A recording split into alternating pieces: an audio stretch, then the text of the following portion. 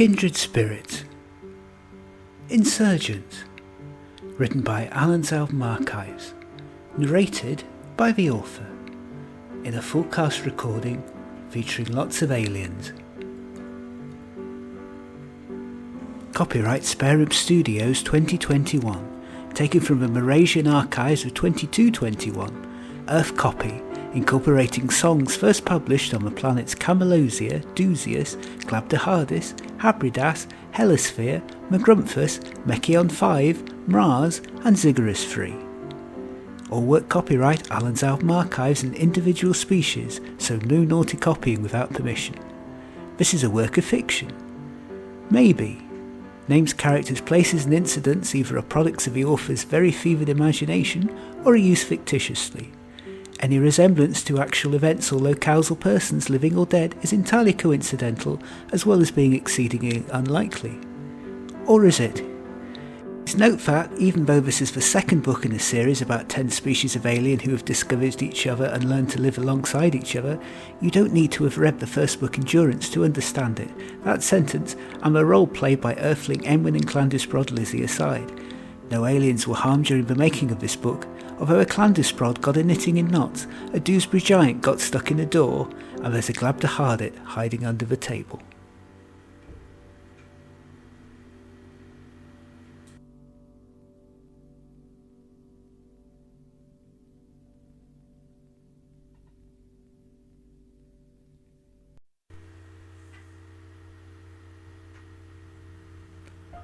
Book 1. Sedition.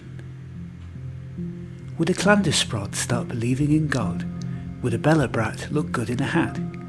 Would a Glabdahardit eat a jam tartit? Would a Dewsbury giant drive a Robin Reliant? Would a Mechion understand Antondechion? Would a Camelosian feel all sort of frozen? And what would a Habridat make of that? Would a Mrasianart discover their heart? Would a human being believe what they were seeing if all the known races came to Earth? And if humans went to Mars, would we be able to take our cars? Would we still keep flowers in a vase? Would we just hang out in bars? Would we live there for years and years? Or would we just stare at the stars, wishing we were back home on Earth? 21st century Earth playground chant. Time was passing, obstinately slowly. Eleanor craned her neck backwards, straining to see the blue-green orb of home disappearing out of view from the shuttle window for the longest time humanly possible. Even after she knew in her heart of hearts she could see it no longer, still she stayed, staring, willing it still to be there, so she could feel that she was still in the process of making her decision, kidding herself that it wasn't yet final. Earth had been her home for all of her life, and she had never begun to imagine growing up that she would ever live anywhere else. But now a whole world of other adventures had opened up for her, and she wasn't about to let everyone else have all the fun. She knew this was a symbolic moment, that she was at the exact halfway part of her life, with one planet ahead of her and one behind, a life hanging in the balance between the two fragilely, a future now totally dependent on having made the right decision, something she still secretly doubted. She felt she was about to cry again, but no, not here. To distract herself, she looked around the space shuttle at the other inhabitants on board and tried to guess why they were making the still longest journey to Mars. Not Mars in their solar system, of course. That they'd passed before she'd even got the newfangled body seatbelts on properly, given that they were designed for species with various numbers of limbs, but an inhabited planet the other side of the nebula. Some were human like herself, clearly making their first interstellar trip and with the fizz of the unknown still etched on their faces, though she guessed they were short haulers stopping off somewhere a bit nearer than she was. Others were hardened traveller humans, ambassadors to exotic lands, or politicians, or reporters. She even thought she recognised one in the seat across from her, and nodded to her on the way in, not that she noticed or nodded back. Or she was greatly pleased to learn musicians, what with Earth music having fully taken off around the universe during the past century. Was there even a Mrasianart beetle tribute act she could see out of the corner of her eye when she was staring out of a window? None of them, though, were seated near to where she was, where she guessed the long haulers would be. Nestled amongst the throngs were more than a few figures she recognised as Mrasianarts, their long, tall, chitinous, cricket-like bodies filling up every ounce of space on the space shuttle's reclining headrests that were much too tall for her to reach, never mind rest against. She studied them intently, knowing that they would be her main companions for the rest of her life, though till now she had never actually seen one up close. All 7, or was it 8? The one at the back of the shuttle could only have been seen by his insect legs. Of the Mrasianarts seemed much like they had appeared in her research. They all sat staring straight, unmoving even when the drinks trolley had crashed at the end of the aisle, as if they were listening deeply to inner voices only they could hear. They reminded Eleanor of Tibetan monks, so deep in meditation that they existed in a different dimension to the shuttle they were in, so much so that she half expected them to hover above their seats regardless of the belts that looked so small against their frames. Good, she thought, this was what she wanted, a whole new start amongst a whole new race.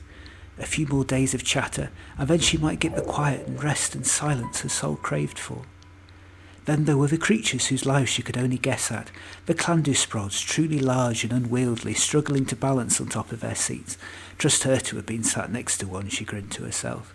The magisterial Belobrats, constantly in conversation with their unfortunate seating partners. The begrumps who looked much like her but with giant antlers that stuck out from their seat. The hairless Mechions, the twittering bird-like feathery Habridats, the reptilian-featured Camalosians, and the smaller Glabdahardits which she had to peer over her seat to see. So far she had only met off-worlders in 1s or 2s in their own species. Seeing so many all at once made her mind goggle, and she realised that might be seen as rude on some planets. So, turning away, and not being quite sure why that made her as nervous as it did, would these be her fellow neighbours soon, she wondered? Eleanor got a notebook out of her pocket and stared out the window, reflecting on the major changes in her life. Figuring she would never have a time like this in her life again, she almost subconsciously felt her hands writing. For all that I'm leaving, I'm still partly grieving, but for all that's arriving, I can't wait to dive in. Caught halfway between the life that was and now can never be, and the hope that greater stories yet still lie out at sea. I had been trying my hardest to look nonchalant, scribbling in my notebook marked with my name Eleanor in big letters, but it clearly not has been so successful as I thought, as my neighbour looked up from her multiple arms full of knitting and smiled at me. "Oh, you're a poet, you're going to the right planet, you are. They're all poets there, or at least they think they are. To be honest, some of them wouldn't know how to write if they sat on the sharp end of a solarised graphite stick. They do think deeply about stuff, though, and I guess that's halfway there, all right. Creativity's big with them, you see. Come on board the shuttle, dear." Well, yes, actually. I wondered if it was safe to start her off talking, and shifted in my seat, upsetting my guitar, my only possession I considered important enough to keep out of the holding bay, as I balanced it on my knee. "Clandusprod technology takes a bit of getting used to for other body types, I hear. I've been travelling on these shuttle buses all my life, of course. Not that I ever dreamed we would one day be travelling to Earth in one, or even that such a place as Earth existed in my youth, come to that. I mean, it's so far away from Ziggurat 3 after all, but that's Clandusprod technology for you. We can turn our hand to anything if you give us enough of an incentive. I've enjoyed my time on your planet. Always nice to have a holiday, and I do so like not to have 3 suns beating on my back all the while. Oh, it was lovely and cold in Carlisle this time of year, it really was. But I'm looking forward to going back home to my clan. I'm in the organisers branch of the culinary clan back home." She beamed proudly at this, as if I was meant to know what it was. "And I'm proving to be a dab hand with a clipboard. I've got all my clan using them since my first trip back to Earth. Of course, we've had to modify your invention to take into account all of our extra limbs and extra pages." She said this apologetically, as if worried I might have personally invented the clipboard myself. "Still, there's nothing wrong with modifying and building on what other planets come up with. That's the best way to learn after all. Edwin and Lizzie knew that, didn't they? Bless their souls. I think he came from the neck of woods we'd just taken off from, didn't he?" I barely had time to gape a quick yes before she was off again. "I think about them a lot, you know, dear. What they'd have made of everything that's happened in the centuries since their day. All their lives saved. All those intergalactic peace treaties. All that free trade between the planets. All those new ways of living we now get to see that had always been closed off to us before. And to think they were just normal, everyday creatures like you and me. Well," she blushed, "like me anyway. I don't actually know who you are. What's your name, dear?" "I'm Camilla Clandusprod, but everyone always calls me Auntie C. It's lovely to meet you, E. Am I pronouncing it right? I really can't get the hang of Earth consonants, and your names are all so short. I worry it's going to lead me into all sorts of problems one day. But a girl can't really help the tongue she was born with, can she? I really like the human race, though. As a whole, I mean. Some bad frabbans out there, of course, but aren't there in every barrel? I'm so proud that I could be one of the first Clandusprods to pass through when the Earth tourist board opened things up to us travellers. I really wanted to see where Enwyn lived and died and pay my respects at the Free Fountain. It really is amazing how similar it is to the ones on Ziggurat's Free and Mras, just built with Earth materials and rather than Clandusprod or Mrasianart ones. I wanted to go to all 10 of them one day and pay my respects. Do you think that's at all possible? I've still only managed 2 so far, so I doubt I'm going to be the first to do it like I hoped I would be once, and I am rather settled now, but you never know. I mean, lifetimes are long now, and it's not like it used to be when our species used to fall like fondula flies. I was made to feel so at home, though. It was lovely, not at all like your planet's old reputation. I like to think of Earth as a third home now, in fact, and all those tiny little National Trust parks are so pretty and so cute and so dainty. I love the last one I went to. America, I think it was called. Suddenly a bout of turbulence interrupted the flight and disrupted Auntie Clandusprod's knitting, cutting off the flow of words and giving me a welcome chance to crawl under my seat for stray algebra furballs. Well, you were right, I thought to myself acidly. It really wasn't safe to set her off talking. In a way, though, I was pleased to have something distracting my thoughts, and for the rest of the take-off I found it easiest if I just let my companion's words wash over me.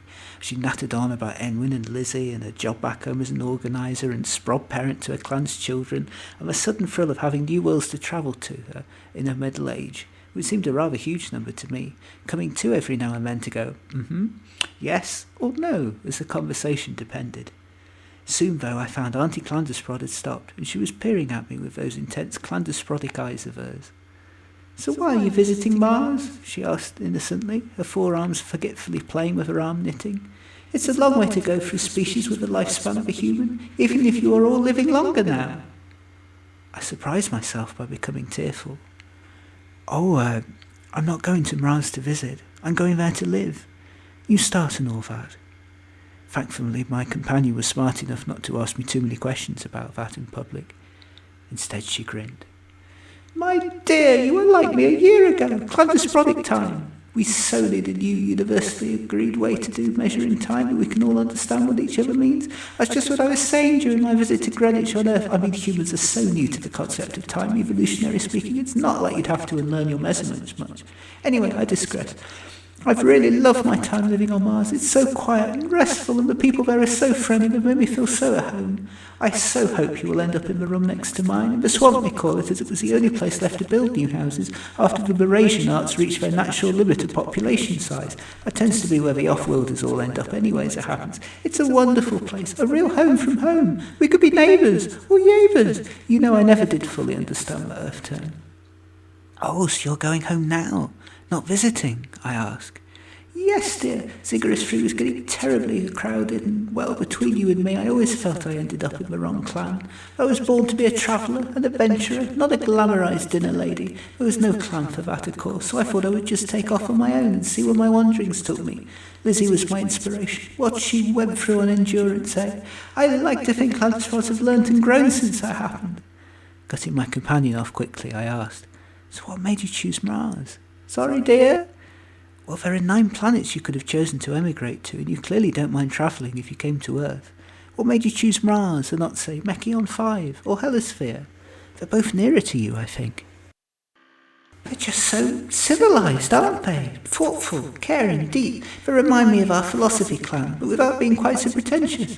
After all, Mrasianarts are all natural writers and poets, it seems to me, and they're all so different to each other, always questioning and thinking of themselves. Clandusprods tend to think alike too much for that." "Oh, good, are they really all like that? It sounds perfect," I say, leaning back into my seat, my nerves at my grand decision calming now. "Well," Auntie C said, "they are, but between you and me, I wouldn't mind it if they thought a bit less sometimes and did more.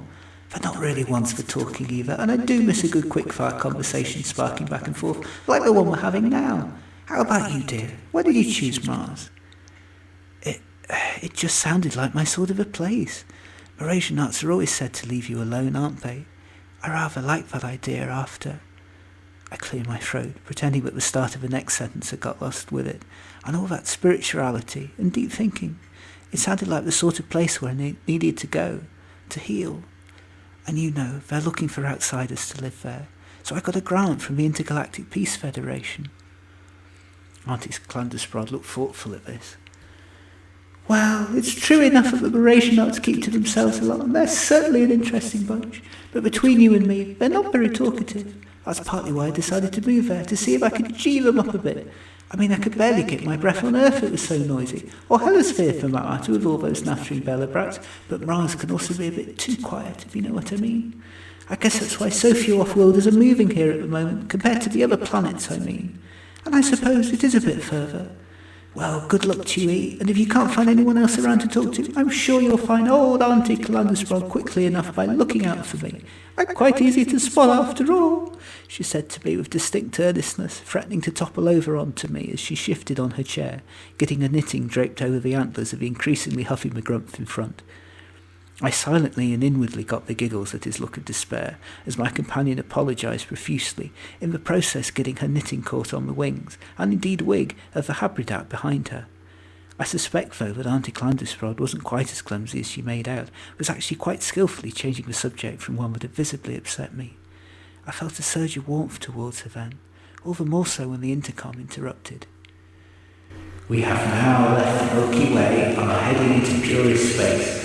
Any danger from takeoff is now past. You may now undo your belts, leave your seats, and enter your personal cabins has been selected for you. Please have your paper, holographic and interstitial timesheet forms ready. Auntie C yawned. We probably have neighbouring cabins too if our seats are adjacent, so feel free to find me if you fancy a little chat sometime on the voyage. I find a month is a long time to travel, even for a Clandusprod. And now, dearie, if you don't mind, I'm going to try and get some shut-eyes. There's nothing like an interstellar cruise to make you feel tired, even with the best Clandusprod technology. We both shuttled to the official, wearing the two Intergalactic Federation hats in the middle of the shuttle, and waited our turn for the next few minutes, something that started Auntie Clandusprod off again on a long monologue about how humans invented queuing, and how Clandusprods had been perfectly happy to do things in a haphazard way till a century ago. But I suppose it's better now, dear. I was always pushed to the back anyway, too busy talking to bush in front me, can you believe it? Eventually we both received our keys and said our goodbyes, and inside my human special I found a rather nice mock-up log cabin that even had its own fake fireplace. There was also a comfy bed suited to my measurements, carefully taken by my Mrasianart ambassador weeks earlier, a nice TV showing old Earth programmes, an entertainment system that linked to more channels from other planets, and a porthole window that looked out onto an inky blank sky. I tried to follow my companion's advice and get some sleep, but of course I was too excited for that with the rest of my life stretching out before me, and a month of being stuck in my cabin. After all, the time it took to travel might be short enough for a Clandusprod to treat it as a holiday, but for a human it was quite a length of time. Oh, yes, a length of time indeed, and Eleanor felt a shiver down her spine as she wondered again if she had done the right thing travelling so far. After all, it wasn't as if it would be an easy journey back if things didn't work out. The cost too was prohibitive for one thing, even with intergalactic grant money designed to help keep new travellers like her across the universe, and it wasn't something that could be easily undone. I'd been trying to make my mind up for a year now whether I was right to leave, and it was too late to back out now. It had seemed such a romantic thing when I was waiting for it, but now I knew no one except my talkative companion. For the first time in my life, I would be alone. Not that I would be alone for long, of course, I told myself, for I'd already made one friend after all, and Mras sounded like such a welcoming place, even if all the citizens were all introverts, something that suited me fine. And as much as I was unique in going to Mras, I was hardly alone. There had been thousands of people from all 10 planets that had, for one reason or another, given up their homes and travelled across the solar system, using the very best Clandusprod technology, all of them pioneers settling on a new life 1,000,000 miles away from where they had ever expected to live when growing up.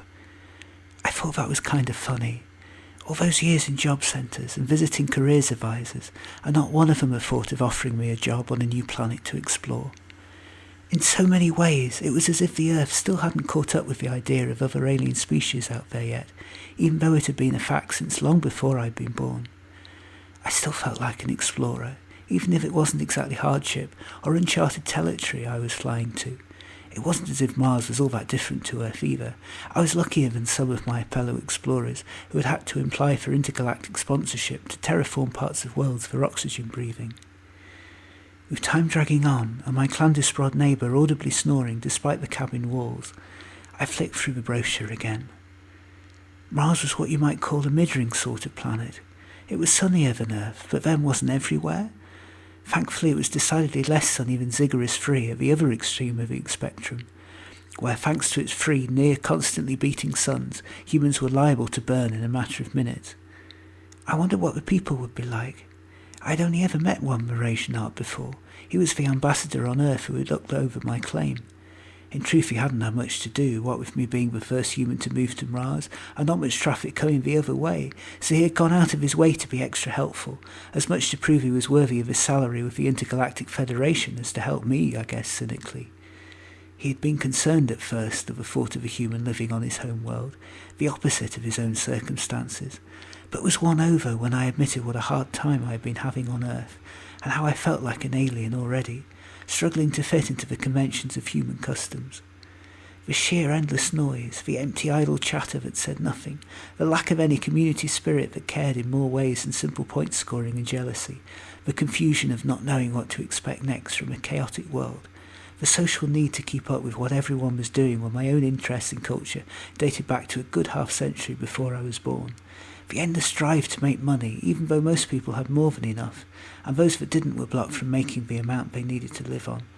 All of it had gradually worn me out, even without all the awful things that had happened to me. In contrast, Mras sounded cosy, safe, predictable. The ambassador smiled at this, telling me that he had felt much the same on Mras, but in reverse. He hated the icy endless silences when Mrasianarts plugged into what he called the universal, the restrictions on life that prevented his ambitious nature from fulfilling what he saw as his destiny. The community spirit he felt was stifling and always worried about him, the restrictions of knowing what most every day would be like, and the way barely anything on Mras was ever current, obsessed as Mrasianarts were with keeping the world in exactly the same way it had always been. Laughing at our mutual neuroses, the ambassador told me that he wouldn't recommend such a long and difficult journey to every human, but that it sounded as if I might fit in quite well, or at any rate far better than he ever did. Forms followed soon after in the post, another thing Mras didn't have, apparently, and the ambassador was so enjoying sending out his first ever forms, I thought he might have got carried away and sent someone else's with mine. So many I began to wonder if I had done the right thing. They asked for all sorts of questions. What food did I eat? Would I be able to breathe the air? Would I burn in the heat of the sun? Would I need to live off an income higher than the set one given to all inhabitants, a sum much more than I had ever had on Earth? Then there were the forms to fill in for the intergalactic grant that would help pay for my outgoing travel, and twin me with a Mrasianart coming the other way so that both seats would be filled.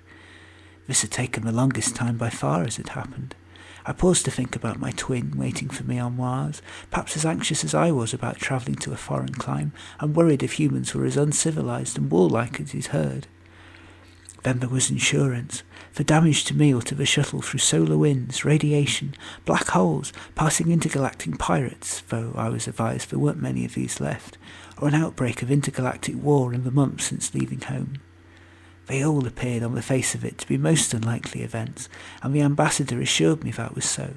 But then such was the state of travelling these days, all things had to be accounted for by somebody, it seemed. Everyone around me back home had tried to stop me, of course, for they knew it was likely to be a one-way journey. They tried hard, pleaded, cajoled and argued with me, with interventions and heated discussions and all sorts to try to talk me out of it. But then if they tried a bit harder to take interest in all my life when I was living on Earth, I wouldn't have had to leave in the first place.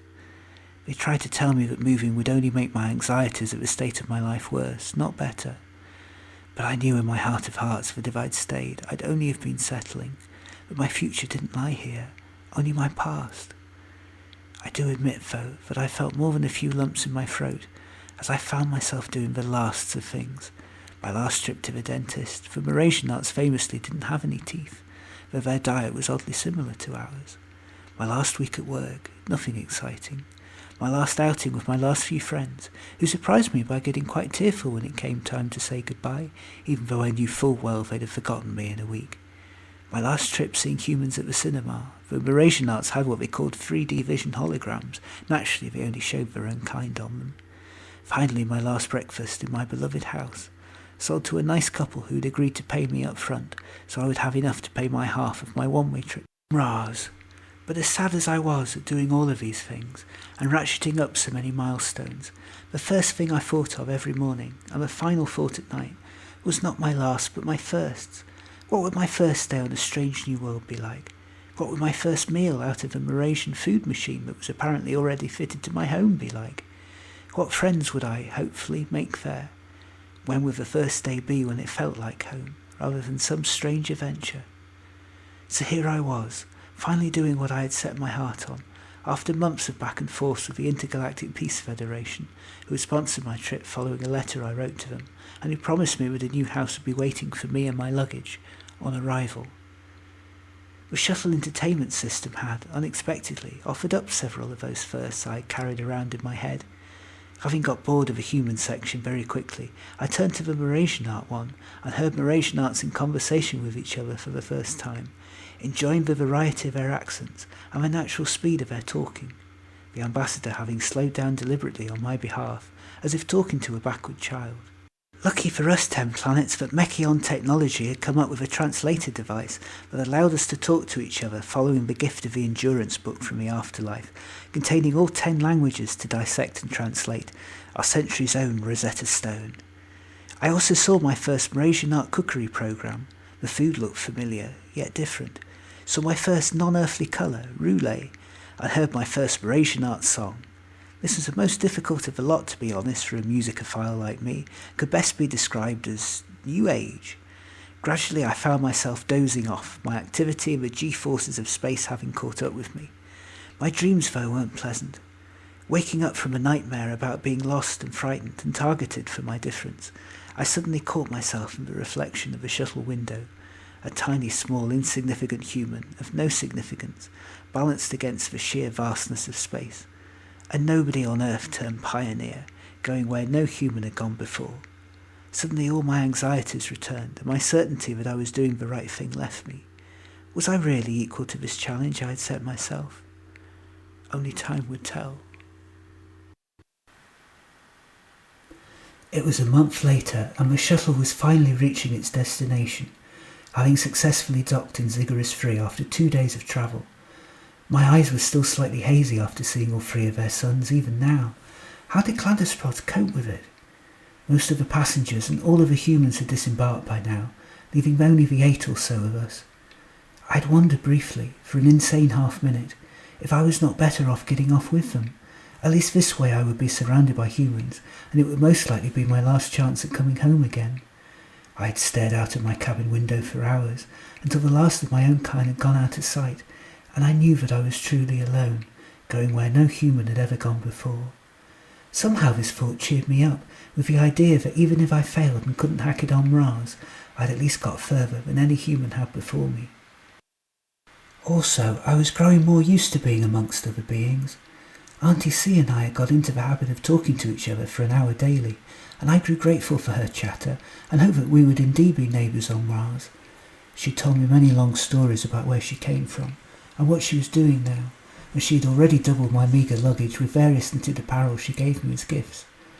Not knowing what to give her back, I had looked around my room for all the complimentary items that were left outside my door every day, and soon discovered her passion for earth tea. We also played endless hands of cards, literally 4 hands at once in her case, as we taught each other our own variations from our own planet.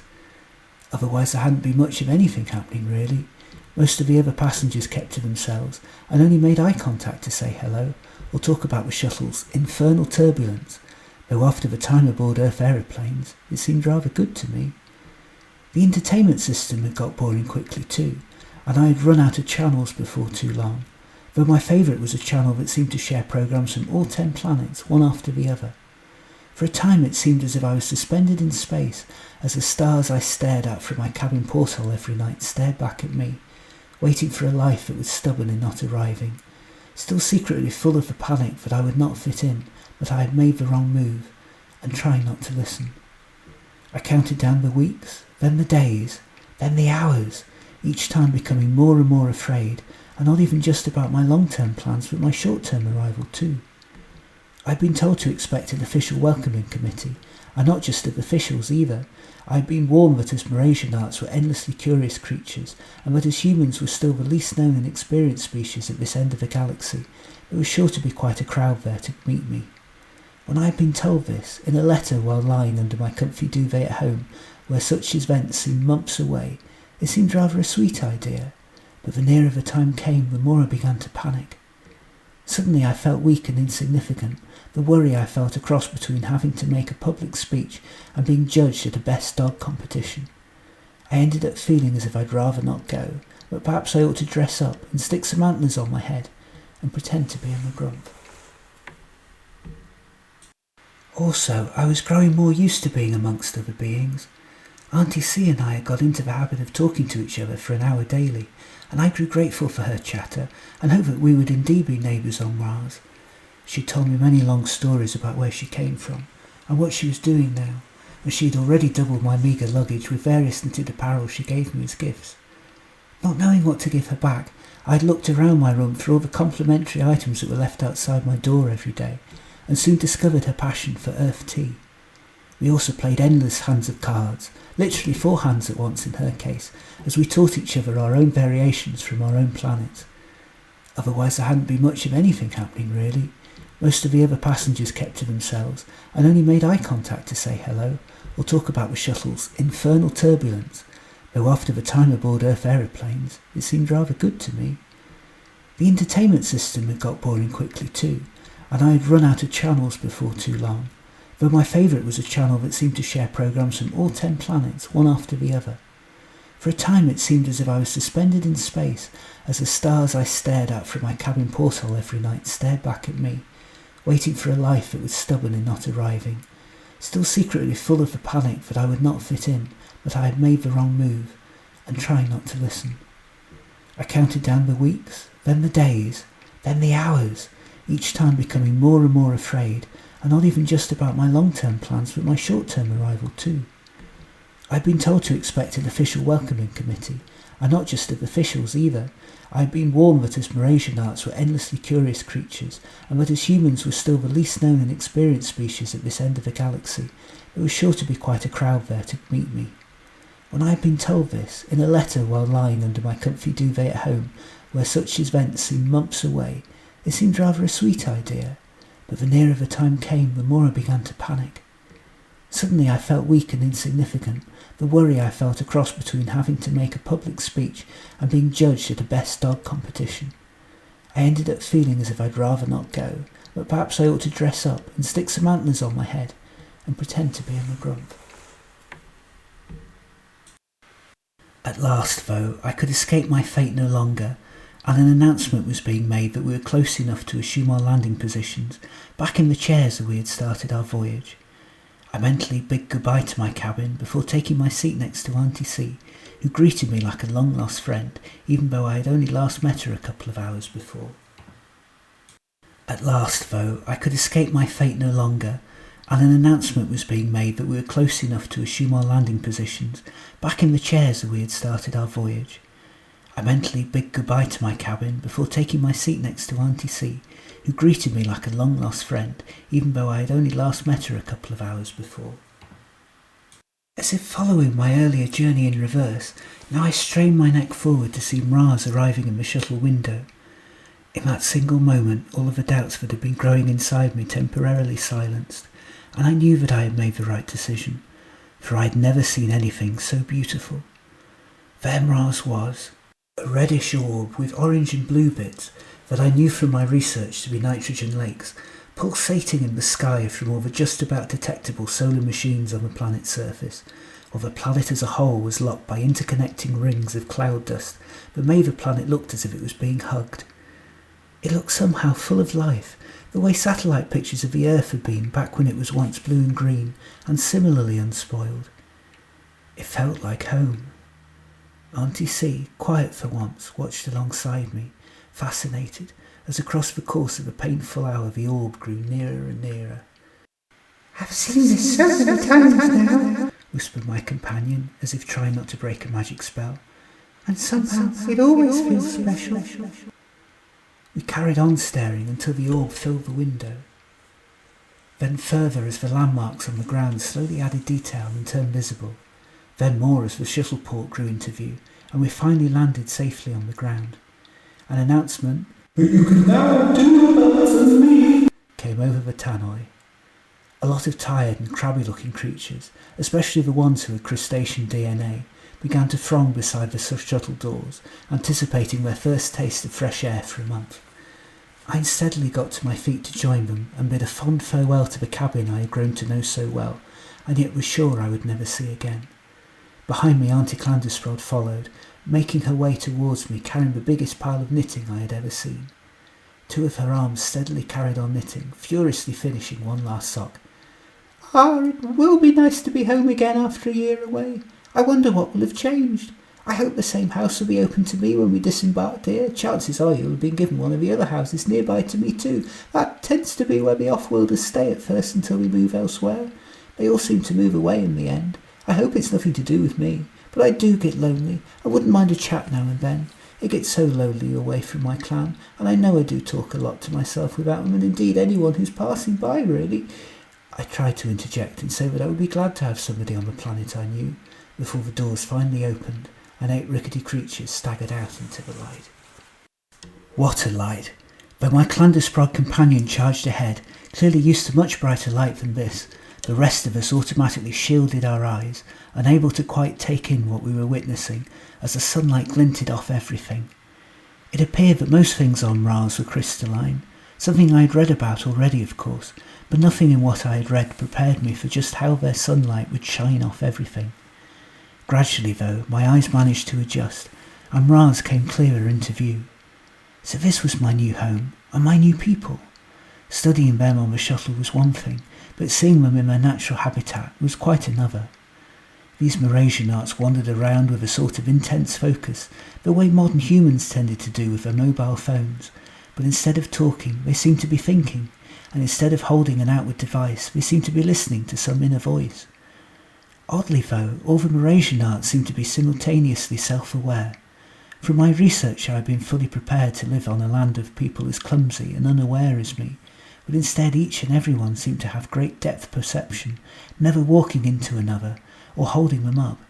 It was as if they had all learnt the art of sleeping whilst walking, or meditation whilst working, or listening to the great hum of the universe, or still going about their daily lives. The best part of all was the peace and quiet, which I had never found even on the loneliest patch of earth soil, and for which my soul had so craved these past few years. Instead of all the earthly noise of traffic and people, there was instead little more than a constant background hum, something like static electricity, which I found to be greatly comforting. The bad part was that it felt like everyone else was having a conversation that I couldn't begin to guess at or listen into, and I felt more of an outsider than I already had. Oddly though, the crowds I had been fearing never arrived, though I sensed a few Mrasianarts were staring at me out of the corners of their eyes out of puzzlement. For the most part they all kept to themselves, and those I tried to speak to, in order to find my way out of the maze of the terminal, blanked me with a sort of incomprehension my pet dog used to say for me when I talked about my human woes. This was an alien world indeed, strange and unforgiving, and I felt instinctively that it had no need of me. I suddenly felt less of an explorer than a tourist who got off at the wrong destination and who didn't know enough of the local language to ever make it home again. A lot had clearly changed on Mras since I had applied to come here, and the fact that the solar windstorms meant there had been no intercommunication between our shuttle and our destination planet meant that I felt badly out of touch. After a while it became obvious that there really was no one to meet me. In my letter I had been informed that, as a rare new immigrant to this brave new exotic land, there would be an Earth ambassador, an intergalactic federate, and the president of Mras, or at least his deputy, all ready to greet us.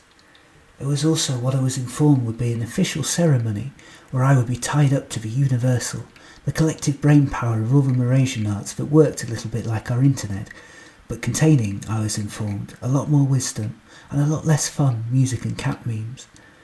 Only after I had been accredited via the universal could I have such things as an income, a house and citizenship, but that as a citizen of Mras I would be guaranteed such things.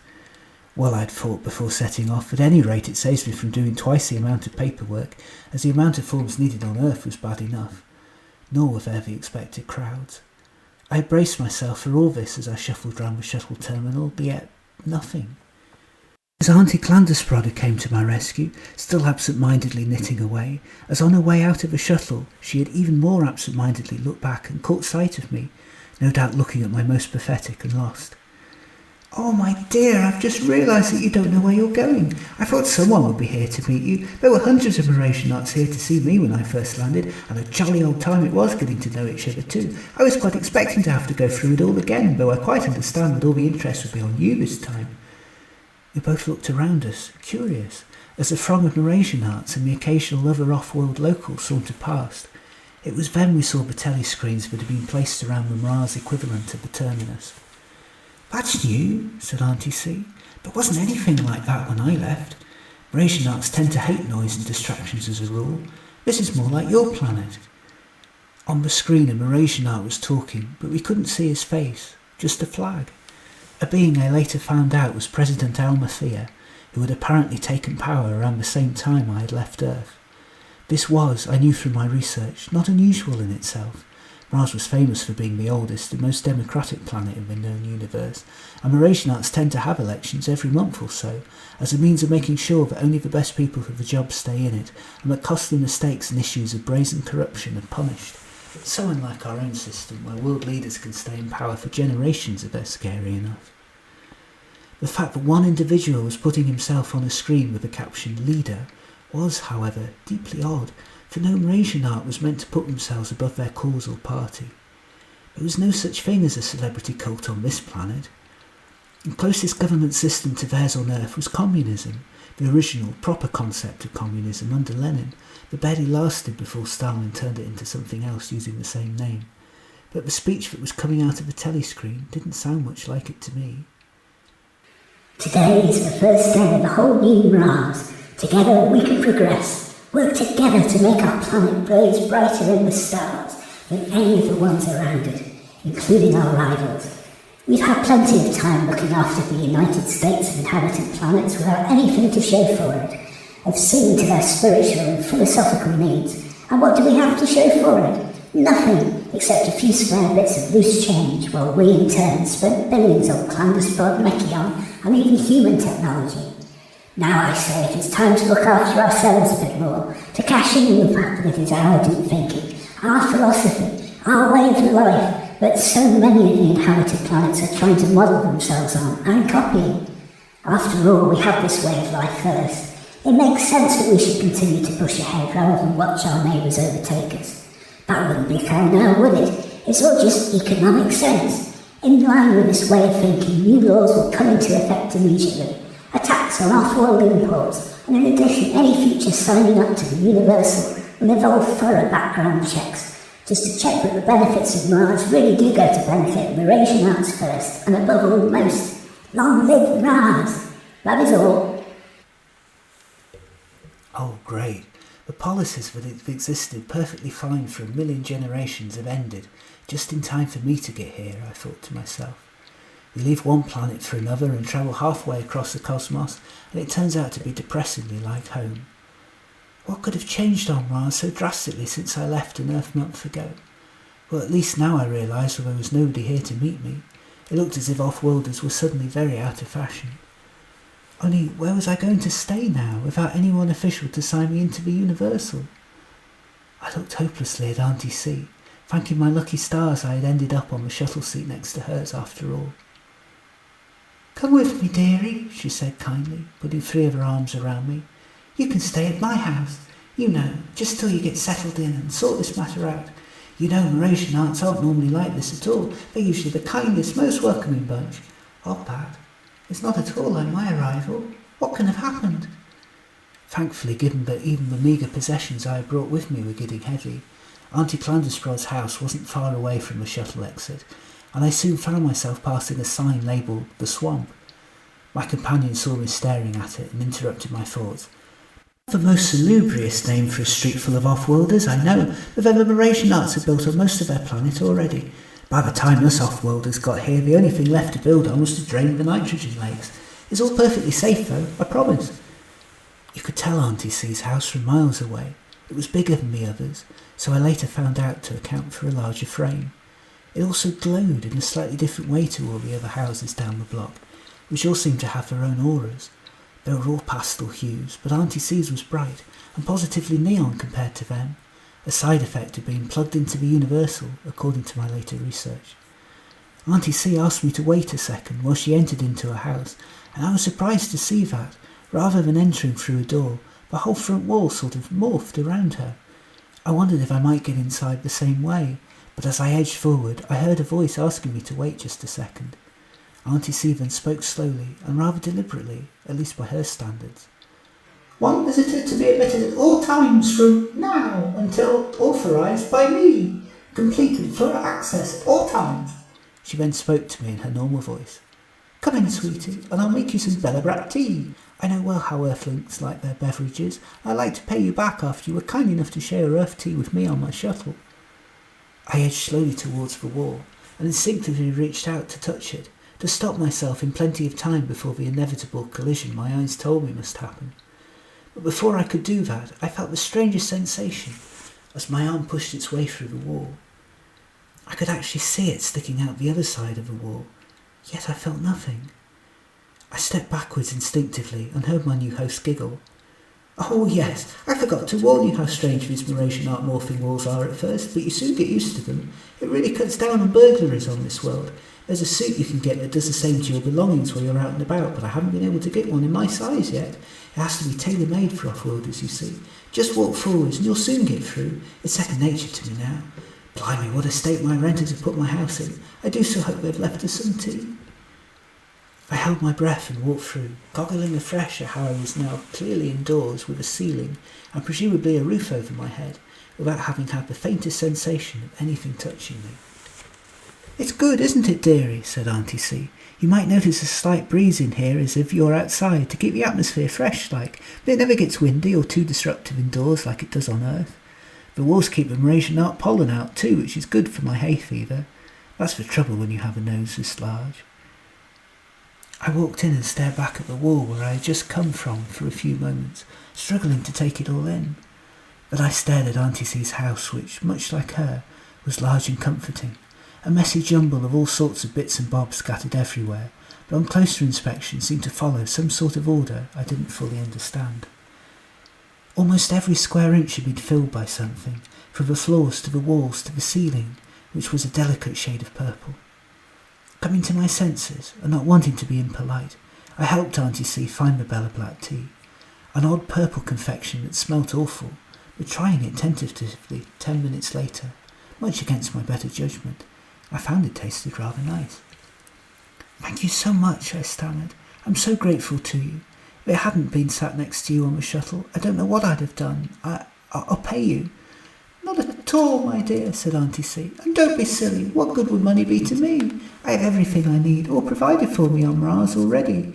I don't see the point of those Mrasianarts working all hours to grow their houses. To be honest, I'll be glad of a company. But I'm sure you'll be on your own place before too long. It's probably just a bureaucratic oversight. Being human, you must know all about that, of course. Why, they lost my paperwork for visiting Earth twice in a week in 3 different departments. They wouldn't have let that stand on my planet. Good gracious me, no. There'd have been sackings and demotions and all sorts. How do you stand such incompetence for so long? I mean, don't get me wrong, it's a lovely planet to visit, if a little bit small and rainy, but I couldn't live there for the rest of my life. It's good to meet a human willing to travel. We always got the impression on Ziggurat 3 that you were a bit close-minded. Not England, though, obviously. He was one in a zillion helping Lizzie the way he did. Have you read Insurgence, my dear? I have my own copy here somewhere if my tenants have left it for me. A signed copy, too. But not by England and Lizzie, obviously, given that they died before the end of it. I met Bobby Belobrat once, you know. Terrible show-off he became, even for a Belobrat. He was very kind at signing my copy for me, though. Oh wait, my tea! Now while I slurp it, tell me more about yourself, dear. Why are you here?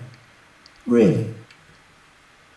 The question took me unawares, and I wasn't yet ready to admit it. On seeing my hesitation, my companion looked at me with kindly eyes. It was something bad, wasn't it? Life-changing. Well, I suppose it would have to be to come all the way out here. I nodded. But you're not an axe murderer about to kill me in my sleep, are you? I laughed at this, grateful at the change in tone. Or contagious with some rare disease that can only be caught by Clandusprods? This only made me laugh harder. No, nothing so dramatic. The worst you'll get from me as a house guest is a bit of snoring. I'm just not ready to talk about it yet. I found it so hard to come to terms with, and it's dominated my life for so long. I need this to be a fresh start, for my first night at least. I will tell you one day, though, I promise. I understand, dearie, said Auntie C, pouring another cup from a two-spouted teapot. And don't worry about the snoring.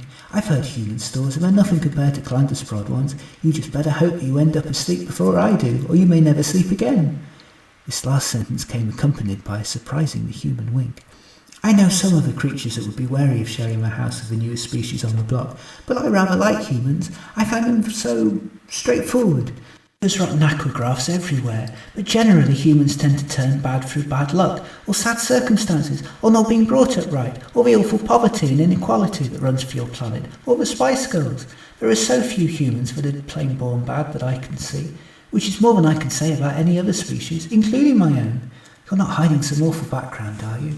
It can't be money, or you wouldn't be able to afford to come here. And you were polite enough in the shuttle when I was dropping my knitting everywhere, so I don't think you qualify for any of those. No, said Eleanor wistfully. I love my life, right until... It's all right, love, said Auntie C, patting me on the back with a spare arm. Life can be cruel sometimes, and takes all of us by surprise sometimes, no matter what species we are, or how prepared we think we might be. Thank you, I said, sniffling. It made no sense. I couldn't get my head round it back there. Maybe here will be different. Maybe, just as long as you aren't running from something, or someone, because I know from my own experience that you can go to the end of the unexplored universe, and that won't help you a bit escape from yourself, you know? I just needed peace and quiet. Less reminders, less noise, more music. Well, said Auntie C with a big grin, in that case you've come to the right place. It was 3 days before Mrasianart said a word to me after my grand arrival, and I was here before any other off-worlders were. Talking of which, peace and quiet is clearly what you need right now. It's common knowledge that human bodies tend to be more fragile than most of the rest of us, except for the Dewsbury giants, perhaps. I'd better let you rest after your busy day. Now drink your tea before it turns to ice. And with that she very kindly bizzled about, putting together a room for me in the one next to hers, where I was grateful to take a rest in a bed approximately 5 times bigger than me. Now let's see if we can't get you a house of your own, said Auntie C over breakfast on the second morning. Not that I don't enjoy your company or anything, it's just that I firmly believe that putting your roots down in a place quicker helps you settle in more, to be more of a resident and less of a guest. I think we should go and pay a call on the Earth Ambassador and see what they have to say. You'll probably find it's just a rogue bit of paperwork gone wrong. It happens to all planets. Did I ever tell you about what happened to me on Earth? They lost the form I sent them and I had to prove I was an off-worlder. I mean me? Do I look human to you? And the grump from the queue in front of me had even worse luck. He metamorphosised into a different colour since the photo in his passport had been taken. I decided to interrupt the flow of words. Yes, it's worth a try, though I would be sorry to move out and leave you. I hope my house is nearby, so we can see each other often. Auntie C beamed at this. Me too, love. Chances are you will, as this tends to be where off-worlders move to. Our neighbour on the left side with all those garden gnomes of himself. On the lawn is a Belobrat, and that ridiculously tall house on the right, that belongs to a Dewsbury giant. Is the Earth Ambassador a human? No, dear, a Mrasianart. You're the first human here, after all. But he's well steeped in all things human. Soon sort things out. Luckily the ambassador's office was nearby. Auntie C was too big to fit through the door, so I had to make do with peering through the window, whilst I walked in and asked if he was free. The Mrasianart pulled a strange-looking headset from off his head, blinked a few times as if in deep thought, then focused on me, waving his wings in my direction and making a sort of crickety sound in greeting. Ah, our resident human. Come in, come in. I've been looking forward to meeting you. Well, I said, feeling better at being greeted by someone with a smile at last. I meant to be a resident, but I'm not quite yet. At least I want to be. It's just, I haven't got a house yet. Oh, Said the ambassador, scratching his head with his wingtips. You certainly should have. where did the greeting party take you to when you landed? There wasn't one. I've been staying with this kind Clandusprod I met on the shuttle. Oh, Auntie C, everyone meets her before too long. You're in safe wings there, young lady. There really should have been a committee ready to meet you, though. I don't understand it. The telescreens have been talking about little else for weeks. The whole political party was going to set out to meet you. Between you and me, they don't get many fun things to do, so any excuse for a day trip. No, I said simply. There was no one. The ambassador frowned. Leave it with me, and I shall see what's going on. Are you still staying with Auntie C? I can drop around later today and let you know what's happening. I'm most awfully sorry. We're usually much better hosts than this. We really are so pleased and honoured that you've decided to live with us. Bidding thanks, I went back to Auntie C and filled her in on the parts she'd missed. Well then, my sunshine, if they forgot to meet you and show you around, maybe I should do it instead. Mras was such a beautiful planet, with so much to see, and much smaller than I'd expected. In fact, it was more like the largest country on Earth than a full planet, and it only took 2 full days of sightseeing before I had seen most of it. Though less varied than Earth, in many ways it felt like the best of it. Mras had the feel of a small city with every possible Mrasian-friendly amenity, but one surrounded by countryside or natural landmarks everywhere you looked. It wasn't unusual to see a giant factory next to a beautiful park, for instance, or to see gigantic mountains next to a housing estate. It was as if, on Mras, there was an acceptance that everything had its part to play in creating the perfect Mrasianart world, one that was balanced between just enough industry to keep people safe and occupied, and enough beauty to make life worth living. Something Earth architects have forgotten too soon in their quest to pack as many humans into narrow spaces as possible. Here on Mras, the population was kept just the right side of balance, so that there would never be too many people to overwhelm the environment, as I myself knew after being on the Mras waiting list for over a year, waiting for an off-worlder vacancy. My favourite place of all of Mars, though, was luckily enough for me, close to where Auntie C lived. In the middle of a town square, complete with slightly unnerving hydrogen pond, had been a beautiful and rustic-looking park, in the middle of which stood a clearly ancient statue of Mrasianart III, Mras' founding father, who had invented the Mrasianart equivalent of the Industrial Revolution. He was carved, like almost all statues, monuments and trinkets on Mras, out of crystals that Auntie C told me held special healing properties, and which sparkled most beautifully in the sunlight. Only now, in common with all 10 known inhabited planets, this park now spotted an additional fountain, complete with a much more modern-looking statue of Edwin and Lizzie reaching out against the starscape. The way it was positioned meant that they seemed to be reaching out to the other statue, as much as each other, as if they were part of a big communal hug between humans, Clandusprods and Mrasianarts. Everywhere was green and lush, except for the houses, which were unusual shades of shimmering pastel colours, the auras of those who lived there. Most were shades of white or yellow, some were orange or blue or green, a select few purple, occasional ones of fiery red. The houses themselves varied greatly in size, shape and scope, my companion explaining that the bigger houses, widthways, generally catered for families, and grew or shrank depending on how many official residents there were registered to them, while social standings tended to dictate how tall someone's house was and what their earnings were. I was surprised. My research had told me that Mras had tended to have little in the way of employment, and that which was taken was for the good of all, but apparently my research was out of date, for there had been a clamouring during the past century that work should be respected and rewarded. Of course, the downside was that once you had started to grow your house, you had to keep working, or at some point in the future it would start to slowly shrink again, and you would lose one or more of your rooms. To prevent that happening, several Mrasianarts had put their effort into working as hard as any of our overworked staff on Earth, so that the roofs of their houses were tiny pinpricks in the sky, even if no one could possibly make use of that many stories. The biggest mansions, meanwhile, belonged to those Mrasianarts who, I was told, had once worked the hardest menial jobs and then retired, at least until they fancied another extension on their house, or something similar. Most folk were content to stick to simple single-storey buildings and spent their time thinking and pondering and pottering and meandering, all things Mrasianarts did better than any other species in the universe. Oddly, and perhaps thankfully, Mrasianarts hadn't yet discovered the earth delights of status symbols and seemed to have little in the way of objects to actually keep in their houses, which always stayed narrow, no matter how many stories they had. In fact, there wasn't even a monetary system as I recognised it. Instead, everything seemed to be paid for with a form of credit that whizzed up or down depending on how many services Mrasianarts did for each other. There was little of the boasting or the showing off that would have happened on Earth. As a decidedly private species, very few were ever invited to people's houses, which didn't have such things as doors and windows, and merely seemed to phase in and out around the owner when we made it home.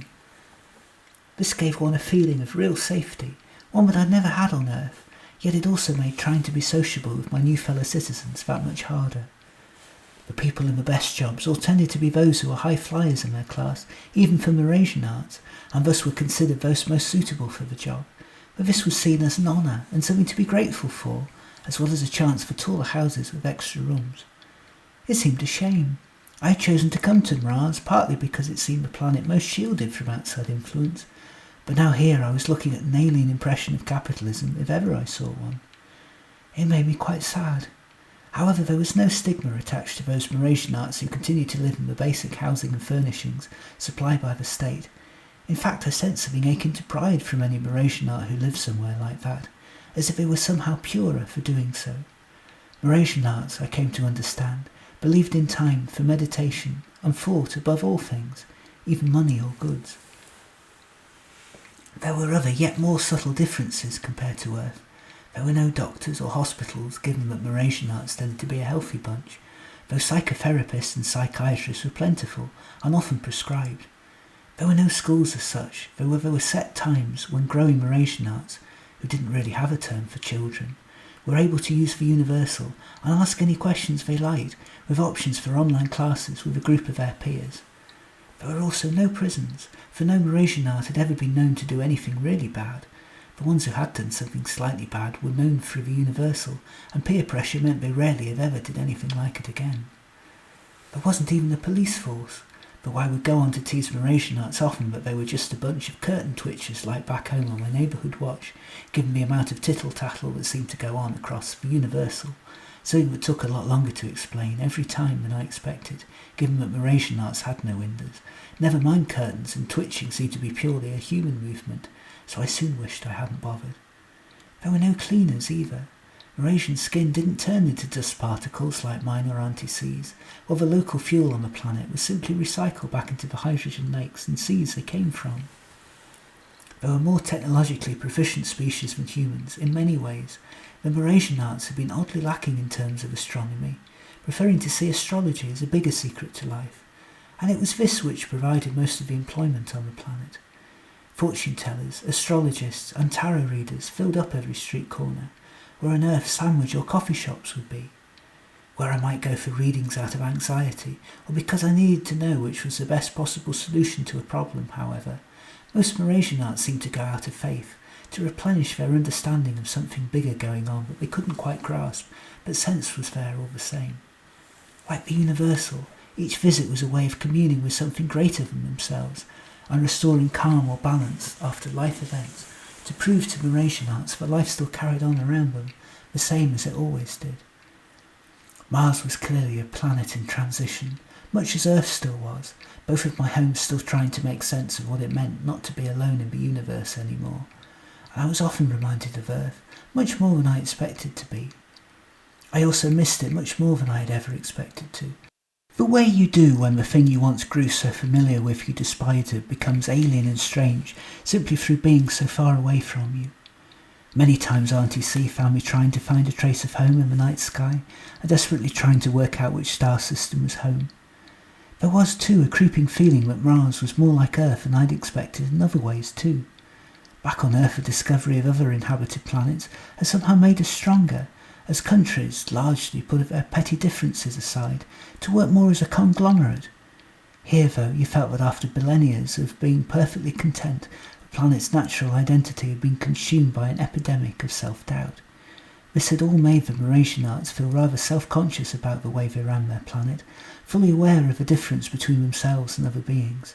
It made them less inward than I had been led to believe, and at times, watching commuters setting off to work and following routines, it wasn't unusual to squint a little and pretend to myself that I was back on Earth. I much preferred the way the old planet had sounded like during my research, one big hippie commune full of people supporting each other, and yet the Mrasianarts I met were much more like what I expected than the planet.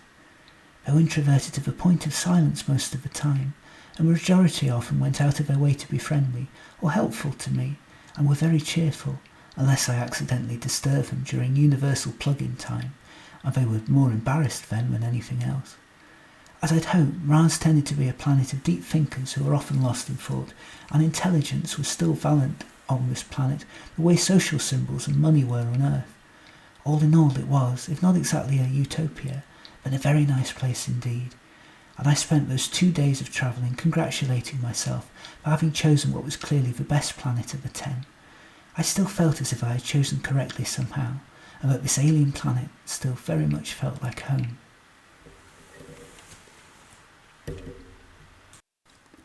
The next morning, Auntie C had run out of things on the planet to show me, so had decided to show me her planet instead, via her large collection of very lovely holographic photographs, a Clandusprods speciality, given all the extra sunlight they have on their planet. So in turn I showed her mine, and we laughed at how similar our relatives and friends all seemed to be to each other's, despite being part of 2 entirely different species. They had largely the same look on their faces when gathered together for celebrations, or anniversaries, or birthdays, though the Ziggurat-free dating system was complicated in the extreme, I soon learned, due to their planet revolving around 3 separate suns, so that their days seemed to age for more than their years did. And though Clandusprods were much longer lived than humans, if less so these days since Mechion medicine became standard practice on Earth, when reduced to a photo album or 2 each, they seemed to age at approximately the same rate. I again asked Auntie C why she had decided to leave her home and ended up here, so very far away. Well, the comedy line I gave everyone was when I talk too much and a spell on a quiet planet like Mars might do me some good. The less comedic truth is that what you see in most of those photographs is an act, a charade for the cameras. You could be the centre of attention for a pose, but when the holographs are put away, I would be on the outside of it all again, trying to fit in, but failing. Our planet puts so much emphasis on being in the right clan, of being amongst a lot of like-minded people with like-minded interests, and doing the same things day in, day out, where you're placed in your youth is meant to be where you stay for the rest of your life. You're meant to develop, really. If you're a Clandusprod, you're just expected to develop the traits of yours that are considered by society to be good and useful. But I didn't just want to trade my good parts, but my bad parts as well, to grow as a person and not just inherit someone else's job when they retired. I wanted to be me, and I couldn't be me, not on my home world, not completely. I was just being part of myself. Things got easier when Lizzie came along, of course, and showed Clandusprodity, that one person could make a difference alongside the collective. But my people are a slow-moving race, and for me they still put the emphasis on all the wrong things, on solving problems, instead of exploring the questions and why they existed. So Mras seemed to be the perfect place to dive deeper inside myself, become more of an individual, and less of a clan member. But to be truly rounded, I want to visit every one of the 10 inhabited planets if I can. I've managed 4 now, dear. This is a picture of me on Mechion. Oh, it was cold there. I nearly froze my purple spots off. And people were a bit too. Technological marvels everywhere you looked, even compared to Ziggurat-free, but not even the twisted sort of camaraderie they have on my planet. Did you choose the right planet to live on then, do you think, Auntie C? I think so, dear. At least until I find a better one. I'm planning a trip to Mrasianart next year, all being well. I'm intrigued to see what it's like. What did you think of Earth? I asked, more anxiously than I sounded. I'm not its biggest fan, so you can be as rude as you like. Well, dear, it's all a bit of a puzzle if you ask me. I've met at least one being from every planet now on my travels, but one thing that struck me about Earth was how divided everything was. For instance, if you get along with me, chances are you'll get along with all my kind as we're more or less of a type. The other species too tend to have more or less the same characteristics when viewed as an outsider, even if to themselves they think there is a world of difference between them all. Every human I meet seem to be very different, Mo, like you're a selection box of different bits of the rest of the universe. Some of you are technology-driven like the Mechions, some are more thoughtful like the Mrasianarts here, some are distrusting and sly like the Grumps tend to be, others are fun-loving like the Habridats, some are sweet like the Dewsbury Giants, others a bit uptight like the Camalosians, others a bit up themselves like the Belobrats, bless their cotton hats. A lot of you are combinations of all of them, or change depending on your circumstances, whereas, say, a McGrump will always be true to themselves, no matter what is happening to them, is good or bad. It's the range of human emotions that surprise me most, especially in a species so young. Us Clandusprods, well, we're the most like humans if it were all a little of these things too, but we tend to be a bit of all those things at different times, and most of us would act the same way in the same situations. Don't get me wrong, most of you are really lovely, and those of you that aren't generally have a reason why in the background if you dig hard enough for it. But there's always been a sense amongst the people I know that humans are always doing the unexpected, and you never quite know what they're going to do next, and you're a little bit, well, shifty.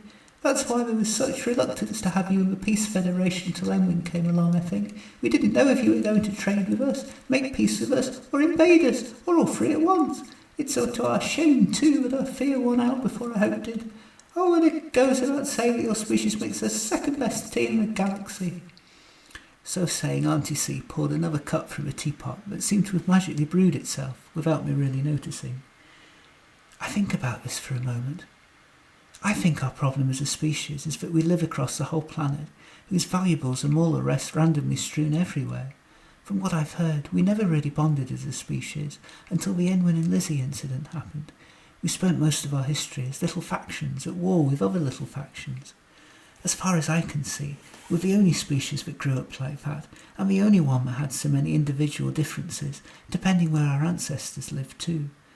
I guess that's going to change how a species grows up, when we spent most of our past feeling about each other exactly the way you feel about us, unsure if our neighbours are going to ignore us, make us rich, or make us dead. It must have been very confusing for you, Sugar. You know, in retrospect, I rather think it was. Will you stay on Mras, do you think? Probably. It's too expensive and takes too long to go back home. And like you, I wanted the peace and quiet, and I don't ever feel as if I fit in anymore back home. What you need is to meet a nice young Mrasianart and settle down, maybe start a family. They're a lovely bunch, most of them. I laughed heartily at this. Oh, you sound just like my human family. I didn't have much luck with my own kind. I hardly think a local is going to fall for such a straggly, puny, spindly creature as me somehow. Besides, even when I did, it went wrong. Never mind, honey, said Auntie C kindly, patting me on the back with three of her arms, while the fourth poured a cup from a perennially full teapot. And you never know, she said mysteriously, while looking at me sideways. They are quite an open-minded bunch here, once you get to know them. They were all very curious in me when I arrived. I got 3 marriage proposals on my first day, none of them terribly serious. I do wonder why there weren't similar crowds here to meet you when you got here. It's most odd. As if on cue, there was a knock at the door and, after spying through a one-way window first, Auntie C spoke into a universal device, admittance accepted, and the Earth Ambassador morphed his way through. Good evening, ladies. He nodded at both of us, seemingly a bit more anxious than he had been the last time we'd seen him. Any news? I asked hurriedly, cutting off what looked as if it was about to be a very long and wordy greeting from Auntie C. Well, yes, said the Ambassador, looking unhappy. It appears as if my request to have a greeting party sent to you wasn't merely turned down by someone high in authority without my knowledge, but the fact that I had even made a request had been hidden in the files and kept an official state secret. It really is most regrettable. Indeed, it's outrageous and quite unlike anything I've ever encountered before, and I've protested this fact most strongly. You won't know this yet, miss, but we Mrasianarts pride ourselves in our transparent and open politics. We didn't even have a word for secrecy until the events in Endurance occurred. I've yet to have an official answer to my complaint, but it really does look as if it reaches all the way up the chain of command. I'm sorry, Miss Eleanor. It looks as if my planet has let you down badly. Oh, not to matter. Auntie C has been incredibly kindly looking after me and showing me around, I say. The Ambassador grins at this. Oh, everybody loves RDC, he says, and I see my companion blushing a shade I found out much later is unique to Ziggurat's Free, a name Roulette. Why, her tea has revolutionised our lunch breaks back at the office. Auntie C chipped in. He has been very dear since arriving, haven't you, dear? I do hope she'll get her own house soon, though, preferably next to mine. It isn't fair of her to be cramped inside with me, and until she's an official citizen of the Universal, I'm not able to make my house any bigger for her. And there's that old human saying, of course, home is where the earth is. Or is it half-rug? I forget. Well, that at least is easily solved, said the ambassador, who brought a strange contraption out of his bag that looked nothing like an earth colander, but with wires sticking out of it, and propped it on my head. Now, I don't know exactly what's going on here, miss, so if anybody asks you, this wasn't given to you by me, but you're a fully paid-up citizen with a good track record on Earth, so I see no reason why you should be denied the access that's a Mrasian given right. This is your own universal device that will let you commune with the rest of Mras and see, feel or hear whatever you choose to. It may be a bit strange at first, with so many voices chattering away at you, but in time when you get to know people, you'll be able to pull out individuals. If there's a story or an event or a big decision, you'll soon notice, as everyone's voices will chime in together. You can always start concentrating on me, or Auntie C here if it gets too much. The universe keeps a complete record too, which logs everything. It's ever so useful for everything from looking up for the date that something happened, to viewing old photographs, to working out where you last saw your keys, to your glump-free mobiles. I did as I was told, put the universal set on my head properly. I noticed with a touch of gratitude that it was a specially made set, much smaller than the ones I'd seen. I let the ambassador press a switch. All those voices! I was expecting it to be like some giant television, perhaps in holographic form, but this felt much more like living different lives simultaneously, my subconsciousness being pulled this way and back, like a surfer back home. Mars, famously, was all one landmass and had no such things as seas. At first, all the thing did was give me a headache, but I did what the ambassador suggested and concentrated on him. Suddenly, violently, a silhouette plus aura, the same shape and build as the ambassador, leapt towards me, and his voice became clearer. I mentally pressed a few of the buttons that were next to him and got a summary about his day, his being perplexed at what had happened to my greeting party, and indeed any of my official files, the fact that his Adriatic team came second during his lunch break, and what he was going to have for his supper that night. 3 whole puddings! Oh, and what's that Mrs. Earth ambassador? She looked just like him, in a wig. Oh, the way she looked at him. At this point he interrupted me. And that's all you needed to know, I think, miss. Though, of course, there's nothing to stop you looking at more when I've gone, of course. He added, winking at me. We're an open species here on Mrasianart. There's nothing to hide. Within reason. Is there a summary of my day on there too? I asked nervously. Not yet, but there will be once you're fully up and running. There are even photos, holograms and moving films on there if the universal senses for you're in a particularly emotional mood. But that might take a bit of tweaking to get right with human emotions, as it's automatically set to Mrasianart emotions for now. It's no substitute for Clandusprods holograms, butted in Auntie C, refilling the ambassador's cup. True. He grinned. But for the rest of us, it's a pretty good substitute. It's automatic once your brain is linked up with the Universal Hub too. No need to do anything. The Universal is also so useful for other things, like getting a regular basic income each week. Unless you want to work, of course, in which case you'll soon be earning more. Or you'll need it for this, miss. If you could come with me for a second. I followed him out of the house and through the walls, followed by Auntie C to where a house was standing on a patch of ground opposite. I was sure that it hadn't been there when we had gone inside earlier. The ambassador grinned again. Miss Eleanor, welcome to your new home. Oh, my Wazula pumpkin, added Auntie C, absent-mindedly pouring tea into some bushes. We're neighbours, how lovely. So far during my time on Mras, I had felt like an unwanted stranger and a guest, but now I had a house at last. I felt like a local. It was, admittedly, a rather shabby house. It wasn't wide at the bottom like Auntie C's, or tall like the Mrasianarts over the road, who were clearly making a lot of money. But nevertheless, it was a house all of my own, and I loved every inch of it. What's more, its small size rather suited my meagre belongings I had been allowed to take from Earth, and it wasn't much time at all until I had the standard Mrasianart furniture that magically appeared in my attic laid out the way I wanted it. Admittedly, had my friends from Earth seen it, they would have found it a step down from what I'd had on Earth, and no doubt highly comical. The Mrasianart beds were far too long for me, the Mrasianart seats far too large, or getting in the Mrasianart bath was a little like diving in the deep end at a swimming pool every time I tried to use it, to the point where I soon discovered it was easier to bathe in the Mrasian sink. Nevertheless, it was all mine, and I loved it all, unsuitable or otherwise. With the house came a new level of attachment to the new world I had travelled a month in space to get to. I was part of Mras, and Mras was a part of me. I suddenly had the real feeling that I wanted to pay it back in some way, wages or no. Firstly, though, I wanted to pay my new neighbour back for her kindness, and invited her round to mine as often as she wanted, even giving her access to it via the Universal, which I was slowly getting the hang of once I learnt to treat it as some sort of exaggerated social media. Though to the Mrasianarts it seemed to be their church, web search, newsagents, a Buddhist retreat, a political platform, and the greatest social gathering you've ever been to, all rolled up into one. We shared many a cup of Clandusprod tea, and I even managed to pay her back by buying her a large shipment of Earth tea bags, my first order through Valdivian, the universal sister site that enabled citizens of Mars to buy what they liked from any of the other 9 planets, though we had to wait a month for it to arrive with the next shuttle. I also paid many visits to the Earth ambassador, who continued to look more and more sheepish every time I called on him, quickly shutting the Universal down when I entered, so I couldn't see what he was working on. What I didn't have yet was a routine, or a feeling of belonging, and I kept finding myself looking at the intergalactic clock on the wall provided to every house on Mars, wondering what I would be doing in my old life right now. I was also finding my standard house a little cramped compared to those on Earth, and due to the fact that my residence wasn't yet official, my house didn't expand when I had guests round, which when my most regular one was a Clandusprod, was becoming a bit of a problem.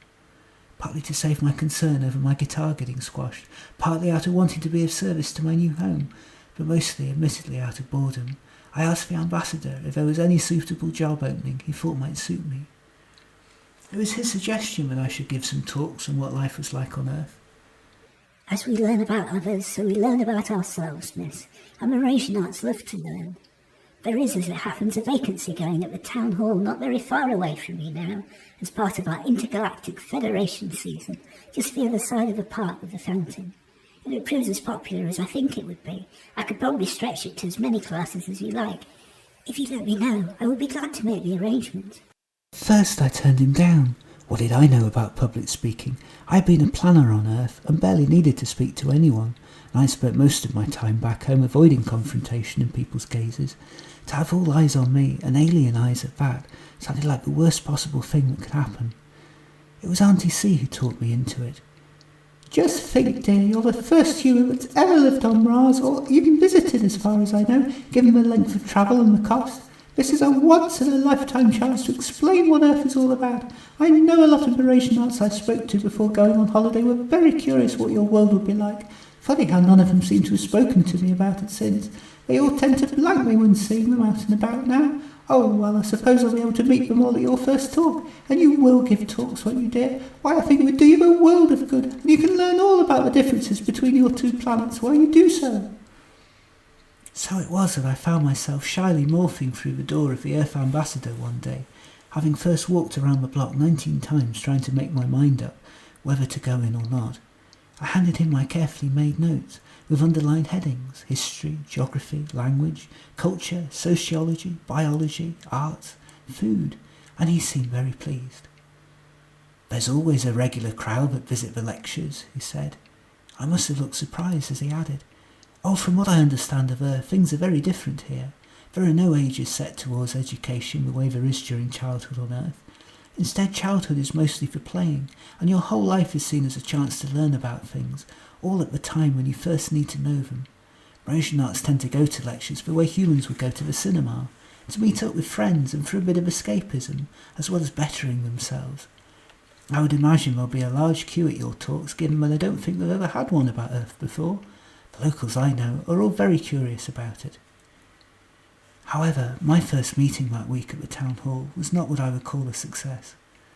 Other than Auntie C, there was just one Mrasianart there, shyly sitting at the back and taking notes, with a look on his face familiar to all Mrasianarts here, that of deep concentration. Or at least that's how he looked some of the time. The rest he seemed to be struggling to balance on his seat, and he even fell off it once or twice when I was talking, before picking himself up and looking around, as if to see if anybody had noticed. I found it quite heartening finding a Mrasianart as clumsy as me, given how good their spatial awareness always seemed to be.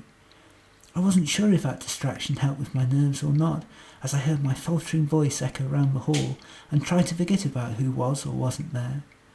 I spoke for nearly an hour about the way that Earth was run, our population figures, how we lived our lives compared to the past, how we were made up of hundreds of nationalities rather than just the one that existed on Mras, and how the arrival of Emwyn and Lizzie had changed things for humans by making us see a bigger picture, all but ending the wars and rivalries that had dominated our planet. Secretly I crossed my fingers, hoping that the Mrasianart at the back would leave, and I could just go back to chatting to Auntie C, who was giving me encouraging nods all the way through from the 3 chairs that she was sprawled across. After all, my other audience didn't seem to have been enjoying it much from what I could see. He barely looked up once from his notes, and seemed to be lost in deep thought. However, he surprised me by staying to the very end, shyly coming up at the end of my lecture to say thank you, and what an enjoyable night he'd had, and how he was sure to tell all his friends about these lectures. I told him that I probably wouldn't be doing any more if they weren't popular, but he looked sad at this, and told me not to give up, but for whatever reason the town hall had forgotten to advertise my lectures, so the Universal, as they always did, as he himself had come purely out of interest, while there didn't seem to be a lecture on at the time there normally was. I went to the ambassador about this, and he sheepishly told me that, yes, there had been some sort of mix-up. I'm very sorry, miss. I don't understand it at all. Never happened before. The town hall were very happy to give me the date for your lecture, and add it alongside their usual list of talks.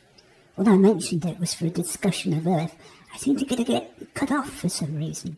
The Universal in this office has been playing up a lot. I blame the nitrous lake outside getting into the works, but my workmen can't find anything wrong, and I assumed it had all been finalised with them. I shall go up to the town hall and put the posters up myself for your next lecture. He was as good as his word, and on my and Auntie C's regular walk round the neighbourhood, we were surprised to see a giant poster nearly my height in size, promising an exciting series of lectures on life at one of the off-world planets with our new friendly local resident, human being Eleanor.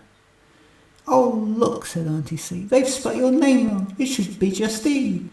I opened my mouth to tell her otherwise, but she was off.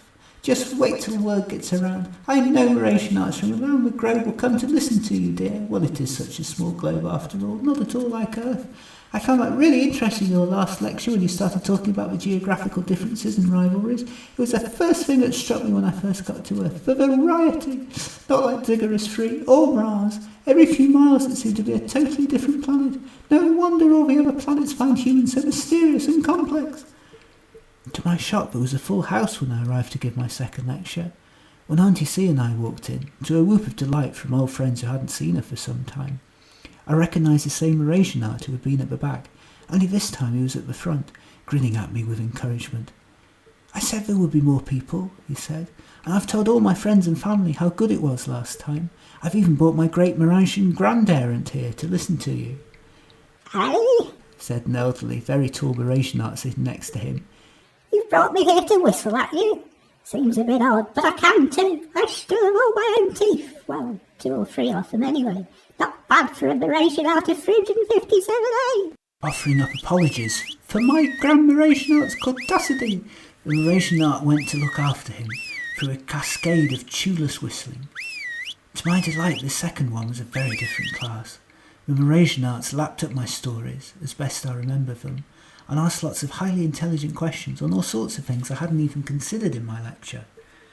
How did a human make friends? What made them feel content? How did a human know they were in love? How did Earth change while I was growing up?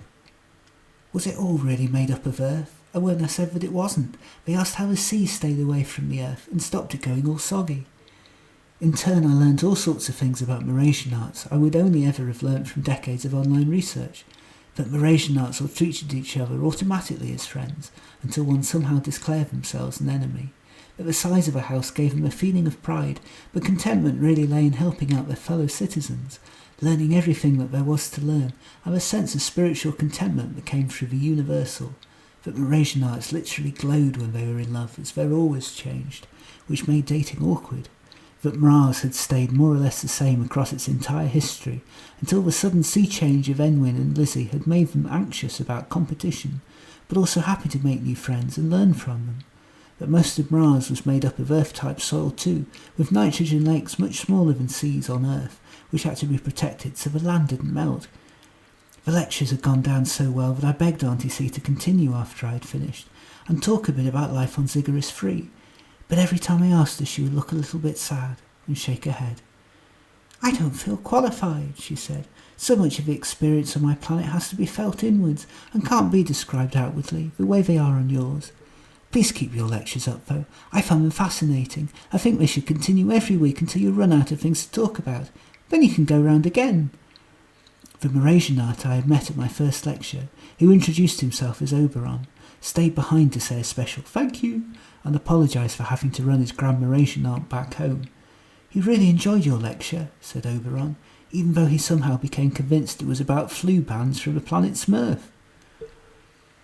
As time went on, I gave more lectures, staying up late into the night making notes on new ideas I hadn't covered before. All of them went down well, to the point where there were Mrasianarts queuing to get in and standing around the back of the town hall. However, by far the most popular lecture I gave was on Earth music, and I soon found myself offering suggestions up for my students to order through the Universal. A little-known Earth website of music reviews called Alan's Album Archives even became quite popular for a time. Mrasianarts have their own music, of course. Every one of the 10 known inhabited planets does, but it was very different to earthly music.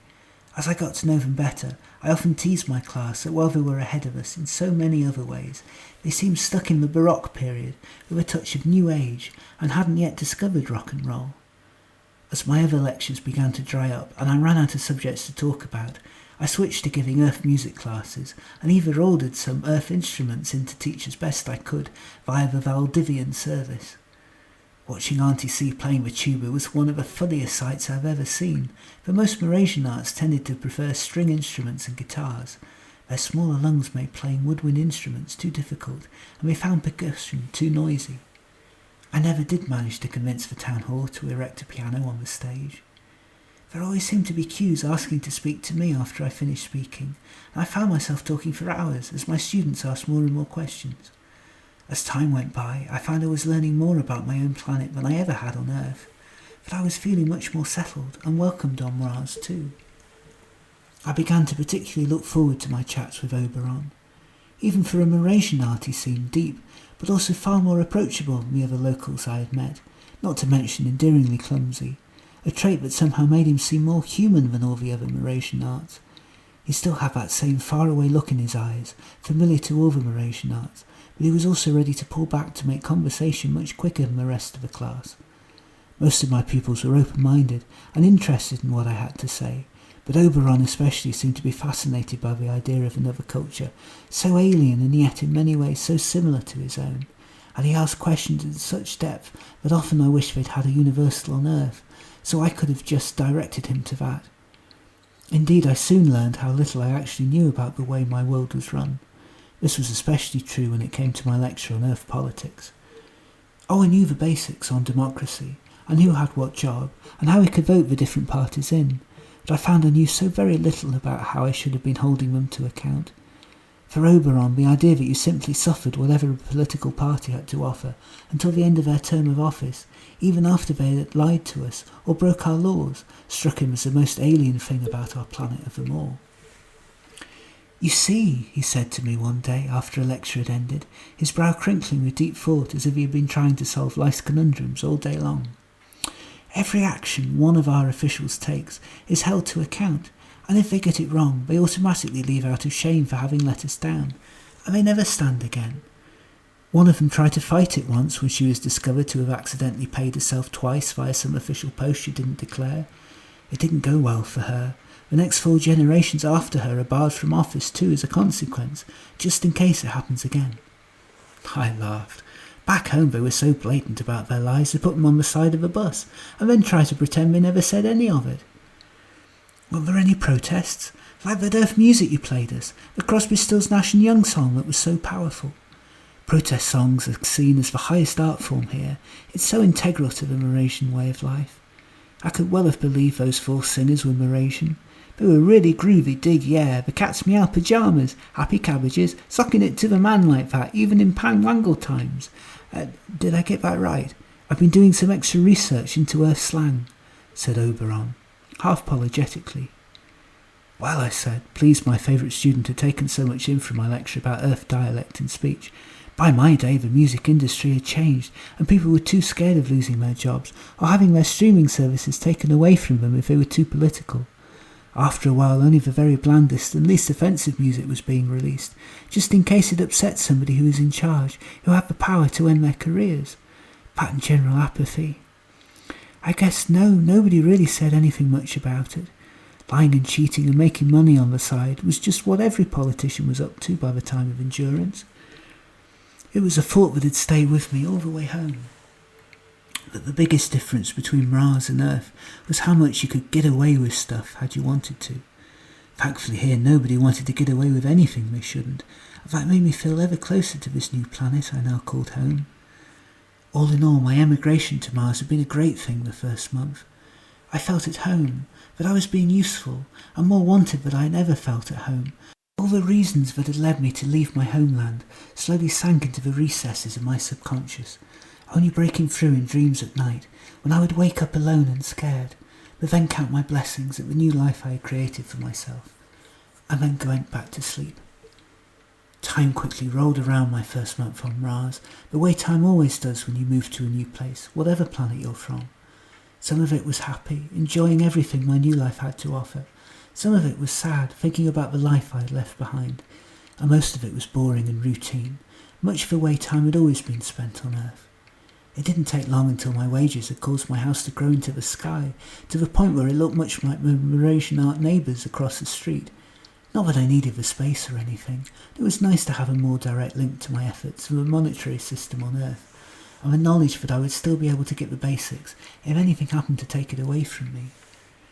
But no, I had everything, just when I thought I had been left with nothing. New friends, new respect, even a new room to put my precious guitar in, so Auntie C wouldn't sit on it when she came round for tea. And then it all started to go wrong.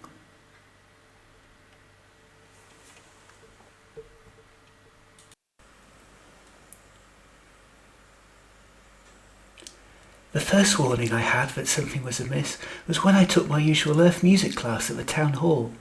It was a particularly rollicking one, dedicated to blues music. I was showing my class the difference between Earth and Clandusprod blues songs. My pet allergy bruv just up to the diet, but hey, at least the sun's out. And how we would pick up the differences between Earth pessimism and Clandusprod optimism next lesson, when my class began to speak up. We heard this was going to be your last class. I've been wondering all lesson why it was your last. We were having so much fun. We so wanted to learn more.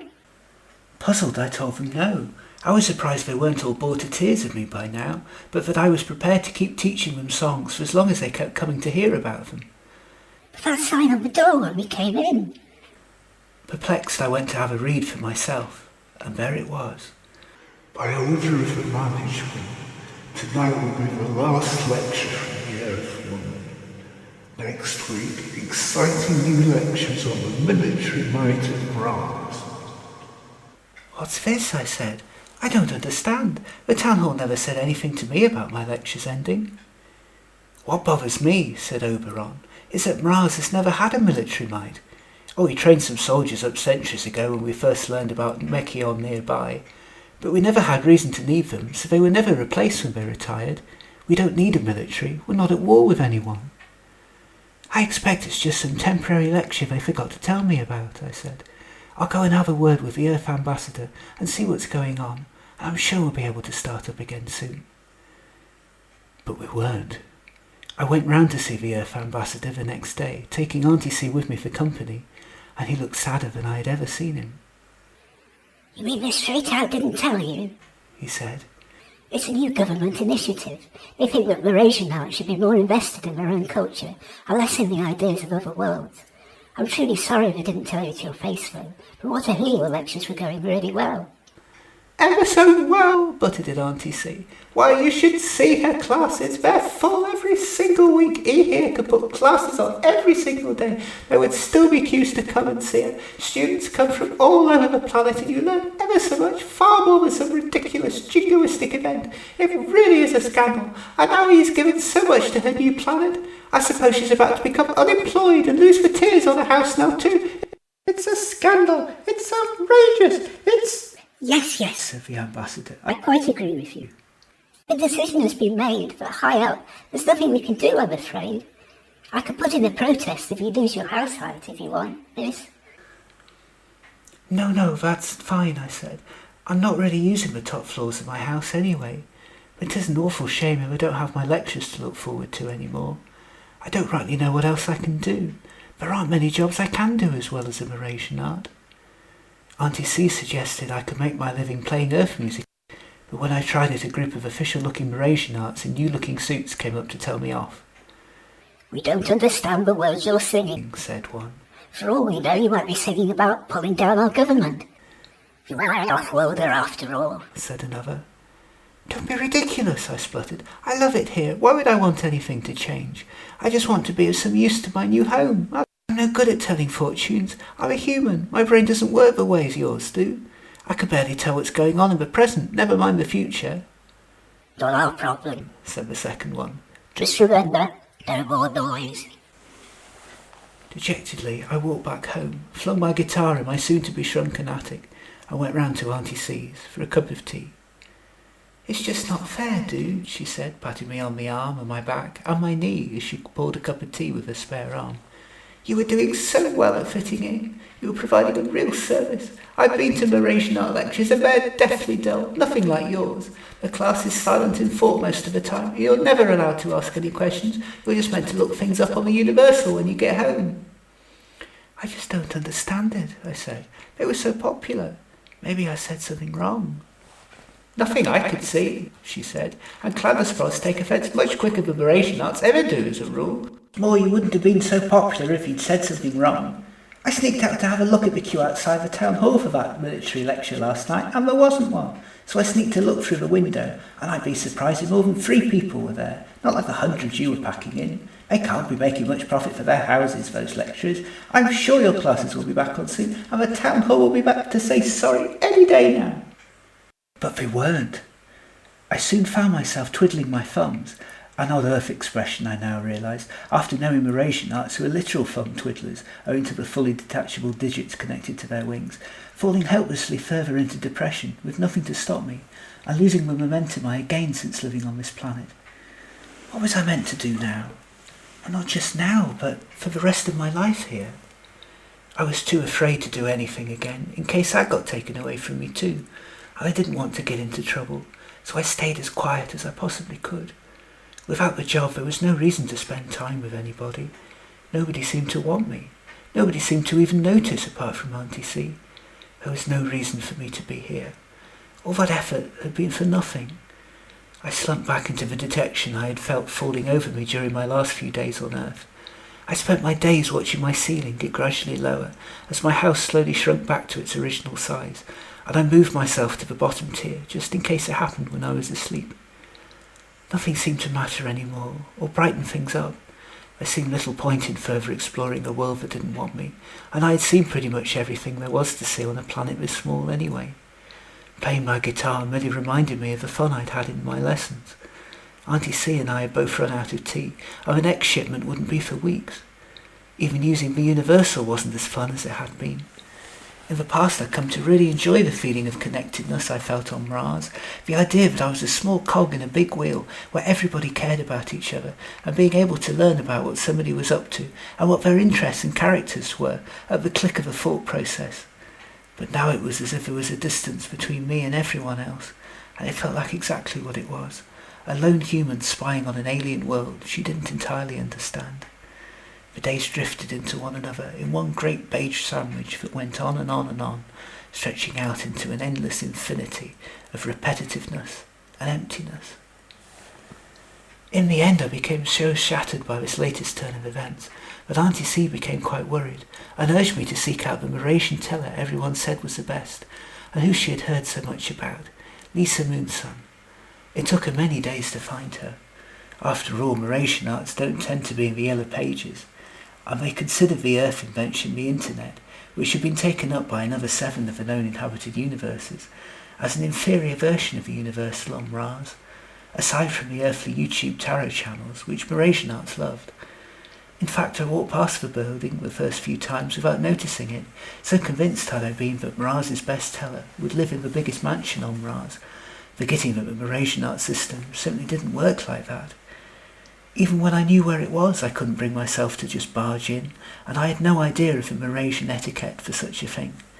After walking past it 3 times, and trying my best to peer in the windows without looking nosy, a social crime on Mras where privacy counted for so much more than on Earth, I finally got the confidence to walk up to the doorstep.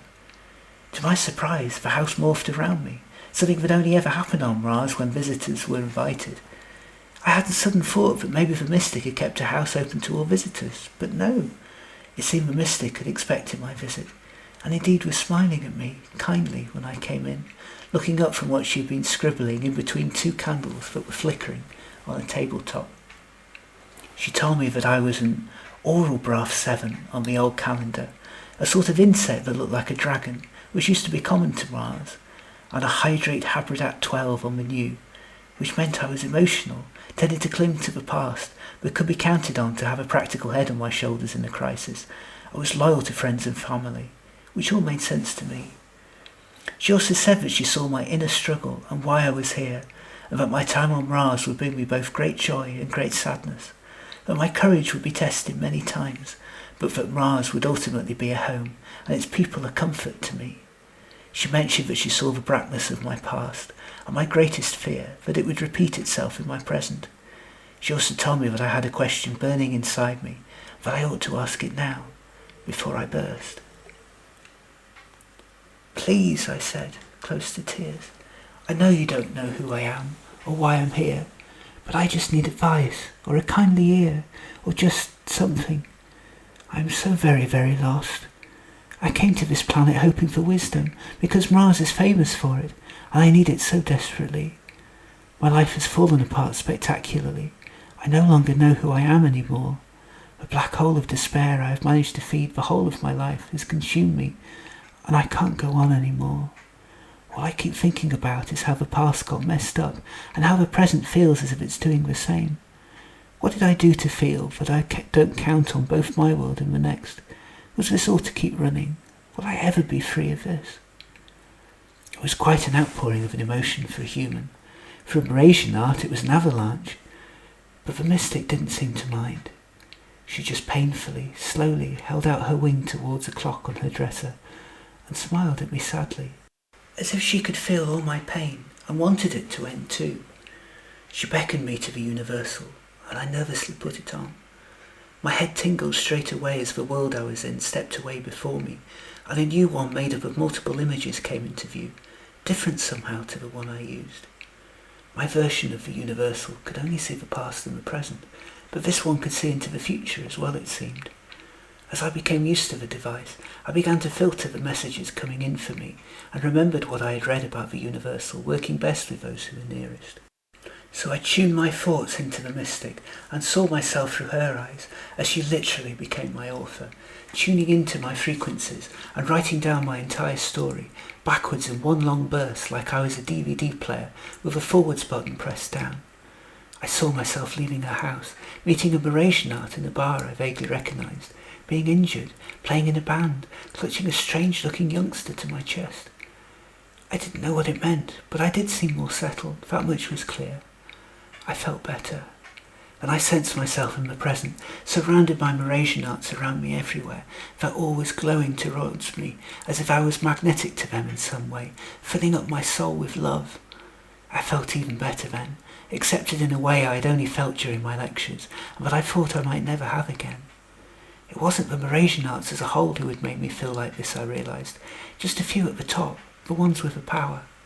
Next I sensed that same button go into reverse, and I saw myself entering a house, entering my house, entering the airport, entering the shuttle, entering my first home back on Earth, leaving school, entering the world, and in between.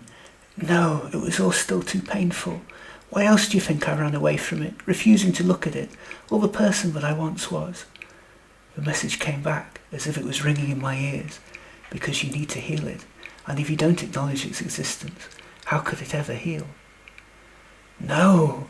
I backed away rudely, jerking the headphones away and rushing out the door that materialised out of nowhere, sending apologetic thoughts to the teller in the hope that some way, somehow she would be able to pick up these thoughts and that one day I would be calm enough to go round in person and apologise. As I went, I felt her project to me an image, a laughing, smiling me, Oberon on my arm, instruments in my hand, followed by me returning here. But that wasn't what I thought about till later. As much as I was afraid of my future, it was my past I couldn't face yet, and the teller knew it. Not yet. I'd run halfway across the galaxy to get away from that memory, and the misery that went with it, and the everyday reminders that plagued me with every waking thought. Of course it was Auntie C who came to my rescue. She came round often, and went through cycles of helping me, scolding me, talking to me, taking tea with me, and yes, sometimes even listening to me. For the most part she was very good at leaving me alone. But when it came to the week anniversary, and the day I should have been talking at the town hall, she wouldn't take no for an answer. My dear, she said, don't despair of what's been taken away, revel in what's left. It's a sign of how quickly you managed to fit into this world that you've been so affected by it being taken away from you. Yes, you can't do the job you were doing, but the planet of the people on it is still here. You still can't have a whole world you've barely begun to explore yet, and you still have so many gifts to use. I'm sorry the powers that be are looking to drive you away, but it's fair enough for the people. What you told me of your vision is right. You're still the same popular soul you always were. Go out and have fun, see more of life here before you shut the door on it forever, the way you seem to be. Before I knew it, I was being ushered out the door in my best Mrasian outdoor gear, ordered for me through the Universal by Auntie C on my arrival, and told not to come back until I'd spoken to at least 3 other people. This was harder than it sounds. Mrasianarts tend to be quite a closed-off bunch at the best of times, and don't open up to each other, never mind strangers. My first attempt really backfired. Doing what I would do on Earth, I asked a passing Mrasianart the time, and he looked at me blankly. Rather universal, he said, as if talking to a very backward child. That tells you everything. And if you're not on it yet, you shouldn't even be here. Charming, I thought, and tried a second line to a passing Mrasianart. Very cold, isn't it? He too looked at me. Well, I think you'll find for the time of year it's only about 0.5 degrees away from the average, which isn't a point really worth commenting on.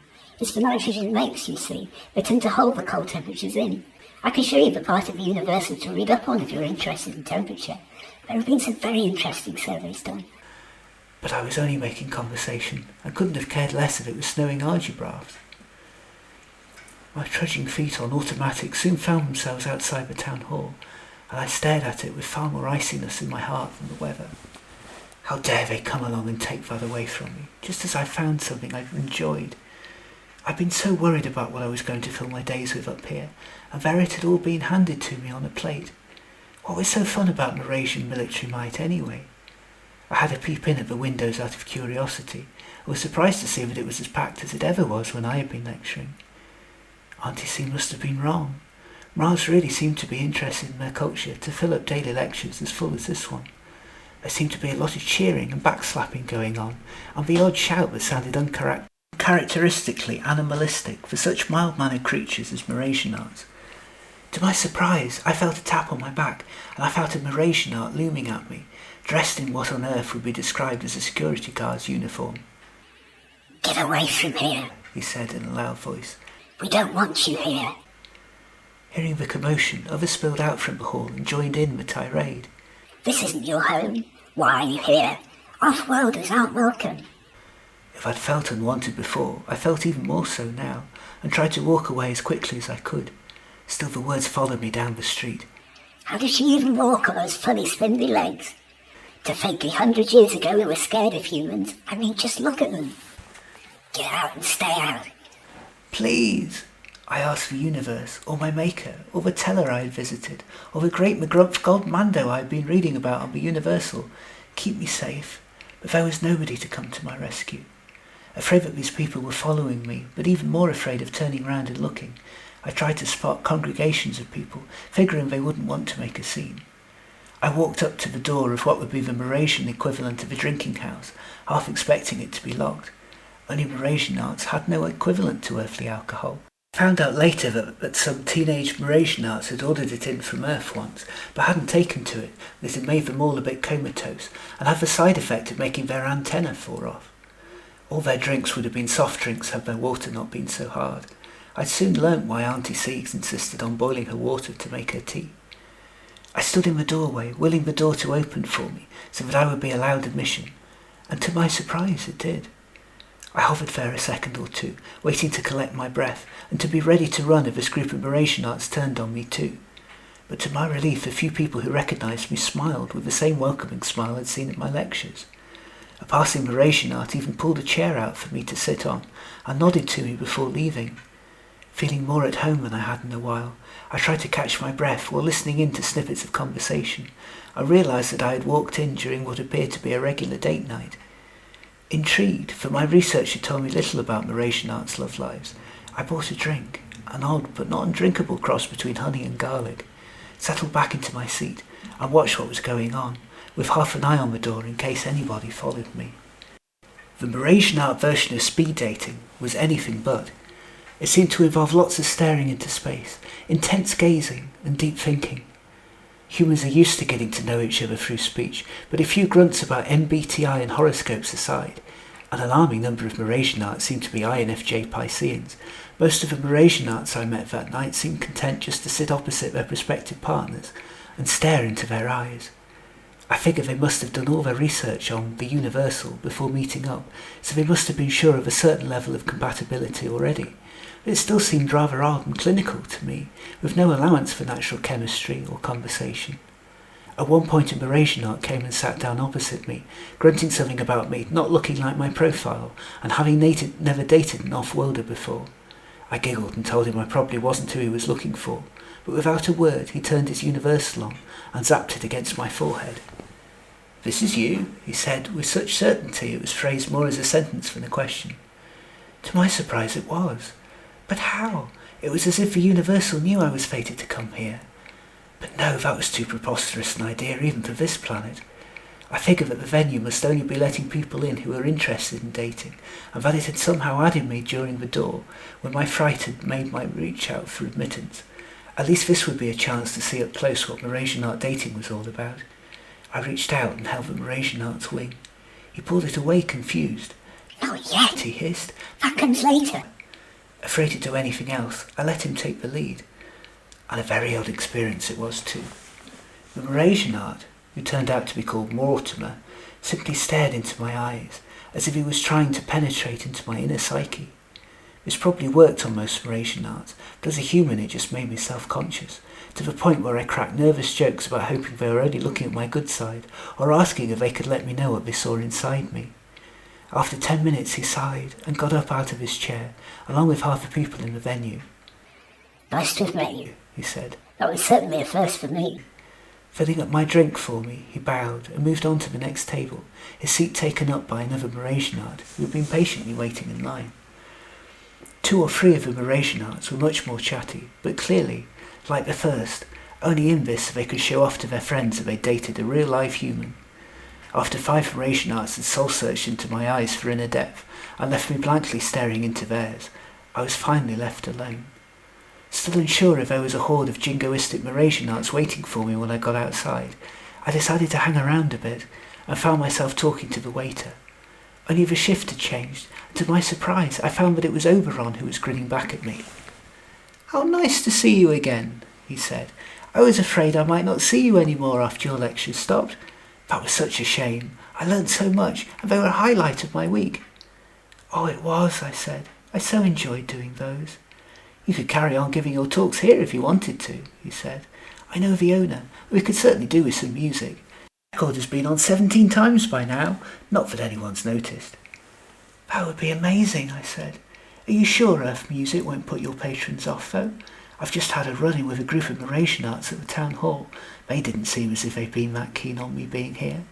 "Stuff them," he said, cleaning glasses with a surprisingly Earth-like towel. They don't have any say over anything we do here, and you're talented." "Really?" "Oh yes, I've been telling everybody I've met about you, and how much I wanted to hear you play again." "You did? You don't know how much I needed to hear that," I said. "You know, what with that and the drink, I'm getting quite light-headed. Are you sure it wasn't alcoholic?" No," said Oberon, as the translation clearly hid. "Not a chance on this planet, I'm afraid. I never did fully understand that part of the lecture you did about Keith Richards' life story. The music was fun, though." I grinned. Just my feeble joke. "So, are you here working your way through college? Or maybe getting a bigger house?" I asked him as he filled my drink. "College," he replied. "My translation box understands what you mean, but I don't understand the context. No, I'm trying to afford a new Earth guitar so I can play that song you played."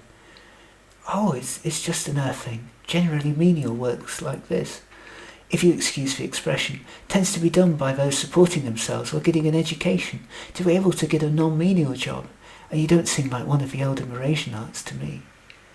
"You're right on the age, but if you don't mind me saying so, that sounds like the worst system in the universe. Every job is important, and the people who do them are important too. Education is a given right at all ages, surely, or how would anyone ever know how to do anything? Paying some of your hard-earned money for something like that, when learning is a full-time job all by itself, why, that just seems inconceivable. Education must be very wonderful and awe-inspiring on your planet." Far from it, I thought, as I remember the confusing and rushed lessons I'd been given by a clapped-out, uninspired teacher back home. On Earth, education is just a babysitting service, really, until you reach the age where it might be useful to you, and you generally have to pay for it. Whenever I had spoken about home to other Mrasianarts, they had looked either confused or bored, but on this day I learnt a whole new expression that I didn't know Mrasianarts were capable of.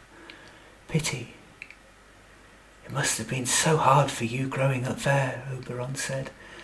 "I've always wondered what it might be like to grow up on other worlds, ever since reading about the adventures of Enwood and Lizzie, but the more I hear about them, the more I realise that I couldn't live on any world but this one. You are truly a brave traveller to have come all this way to a planet that must, by what I've read of Earth, must seem very antisocial to you. I'm super impressed by you.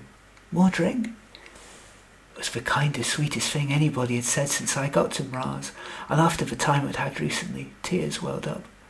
I still had almost all of my savings left, so I asked my new companion if he fancied a drink with me after his shift ended, so we could talk longer, still half worried about what I might find waiting for me outside. To my surprise, he agreed, and said that there were so many Mrasianarts on that night, he had the option of walking out any time. "It's all due to that idiot in power," he said, dropping his voice to a whisper. "I've never seen our planet as busy as it has been the past month, all because we're supposedly lagging behind our competition. I mean, we're not in a competition. We have everything we need, so why would we have competitors? Was it like this on your planet?" I giggled. "Yes, or at least too much for my liking. Why do you think I ended up here?" Oberon shook his head. "It's a wonder more humans don't travel to Mras. I mean, is it true you still have all that archaic geographical infighting?" I sighed. "Less so than there used to be, but way more than I'd like. Earth seemed to split in two after the Enwood and Lizzie incident. For some of us it made the universe bigger and gave us new hope, and for the other half it just made them go smaller and pettier. What I love most about Mras is that everybody seems to be after this sort of common goal. It's not like that on Earth at all, just every being for themselves, and we don't really care if strangers get hurt." Oberon looked concerned. "I don't understand how the musicians that came up with all that forward-looking music could have come from the same planet as the one you describe." "Well, through adversity, I'm afraid. I think our music is like an early version of the universal, reaching through the darkness to other people who feel the same way. Or at least it's by far the closest thing we've got." "Let's just hope that the lesser half of your planet doesn't make it to visit this one. That's what I fear the most, yours and other planets. Things have definitely changed here in my lifetime. It seems awful to say, but Enwood and Lizzie may have done as much harm to the universe as help it." "Well, that wasn't their fault from what I remember from the book. The idea of 10 worlds opening up and helping each other is a good one. It's just that some life forms, probably on all planets, haven't given up their nationalism yet. I just don't seem to understand that we're better together than when we go it alone, in anything." "Oh, drink to that," grinned Oberon. Now, shall I walk you to your house before they tell me off for talking to a strange life form? I warned Oberon what might be waiting for us outside, but he looked as unperturbed and emotionless as always. It's awful. They've been doing that a lot this week since the lectures started. Bad idea if you ask me. I had to go ask my grand Mrasianart, with 6 whole syllables to his name. He goes back so many generations, what military history we have ever had, and he barely remembered. They'll have moved on to the next craze of F soon. Don't worry. I still look worried, so he leaned into my forehead with his, the traditional Mrasianart display of affection, and added, "They don't represent all of us, you know, or even many of us. We, every Mrasianart I know, welcomes you here, and always will." Gratefully I put my arms around his shoulders and allowed him to walk me to the door. Thankfully there was no one waiting there, but after walking further there was still quite a group by the town hall. Oberon steered me through their jaunt. "Mrasianart with fresh earth every day of the week," to which I was rather proud of myself for shouting back, "What on those legs?" and soon had me back on my street, still giggling at my remarks. "So much for trying to keep you safe. I would never have dared to," he spluttered. Well, it felt much safer the second time round than it did the first, having someone with me. "Thank you." I pointed out the house that was mine, waved to a relieved Auntie C through her window, who had clearly been worried about me given the amount of knitting on her lap, and hugged Oberon goodbye. "I shall have to find my way to your workplace one day soon," I said. "You'd better," he grinned. "I'm rather looking forward to hearing more of those lectures. We're a multicultural species now, whether the government likes it or not." "Spill the tea," said Auntie C the next day, either showing an unusual awareness of 21st century Earth slang or getting her human sentences mixed up as she sometimes did, and hitting on the right thing by accident. "You were very late back last night, and not alone either, and you're smiling. That is a smile, isn't it, not a grimace? I do so struggle to tell the two apart in humans." I grinned. "You might say I've met someone, or re-met them rather. He was one of the students in my class, named Oberon." "My dear, I've been wondering whether to tell you. The first thing I did when I came to this planet was have my fortune told. They said that my best friend would come to live with me, but would eventually leave when she fell in love with a Mrasianart, and that it was fated. They also said their child would be one of the most important creatures that ever lived in terms of the fate of the galaxies. Well, I thought they were mad, or a con man, as it was the first fortune teller I'd been to here, and I knew none of my clan was likely to make it here from Zigguratry. As time has gone on, though, I've learned that all the fortune tellers are plugged into the universal, and a high percentage of them who are really in tune with it have found a way of seeing into the future, of things that are meant to be. I've gone again to other Mrasianart tellers and had more or less the same answer. I forgot all about it till we had tea the other day. I really think you should meet up with him. He seems like a nice chap, even for a Mrasianart. No wonder you're smiling." I giggled. "Oh, nothing like that is happening. What would he want with a scrawny human like me?" "You're right, though. This is definitely not a grimace, like the one I've been wearing most of the last week." It nearly was, though. I ended up by the town hall. There was such a noise, and we were interrupted by a knock at the door. I was secretly worried that it was one of the town hall bullies from yesterday, and even more secretly hoped it was Oberon. But to my surprise it was a stranger, standing with a local holographic equivalent of a clipboard in his hand. "Mistress Eleanor," he said. "it's been decreed by the government that as a non-residential alien you need to fill out a special survey." Auntie C looked round the door at this. "Oh, you too, madam. You were out when I tried to deliver yours. They have to be back to our headquarters by tomorrow, a risk of deportation." "But that's the other side of the planet," Auntie C said. "What do you mean by tomorrow?" "Not my problem, miss," said the official, who thrust 2 holoforms into my hand and left. "What's all this now?" said Auntie C. "Honestly, there was none of this nonsense before I left the Earth, just a welcoming committee and a nice house and an invitation to come and go as I pleased. This planet is turning into Earth rapidly, my dear, I can tell you." I glanced through the questions. They're not that hard to answer, but surely they can glean all this information just from using the Universal. Auntie C looked a bit guilty. "I don't really use the Universal, dear. It gives me a headache. If I need to know something, there's usually a friendly Mrasianart willing to assist me, and both the Earth and Zigguratry ambassadors have been most helpful. My access could have been revoked for all I know, and you aren't technically meant to be on it yet." "That's true," I replied, "but why ask us at all? I thought the Intergalactic Peace Federation promised everyone free movement." The Federation can only see what's under its noses, not what's going on over here, said my companion thoughtfully. I suppose we'd better answer them. Most of the questions were straightforward, and ones that you could see might be useful. Age, address, gender, country of birth, our proposed income during our time on the planet. But others were more questionable. Religion, race, astrological symbol, police records, political leanings, health, education. Most curious of all was a section near the end of the form that asked us how nationalistic we felt, whether we would be prepared to die for our planet in the event of a war, even if it was against our former home. This is too much, tutted Auntie C, heading to the door. Come on, E. I think our ambassadors ought to hear all about this. We saw the Earth ambassador first, as he was nearest, and he looked ever more uncomfortable at the state of our form. I don't like it as much as you two, he said. We pride ourselves on being welcoming and grateful to anyone who wants to live here. However, as it is marked with the official seal, you'd better answer it, I suppose. I would say yes to the last part too, just to be on the safe side.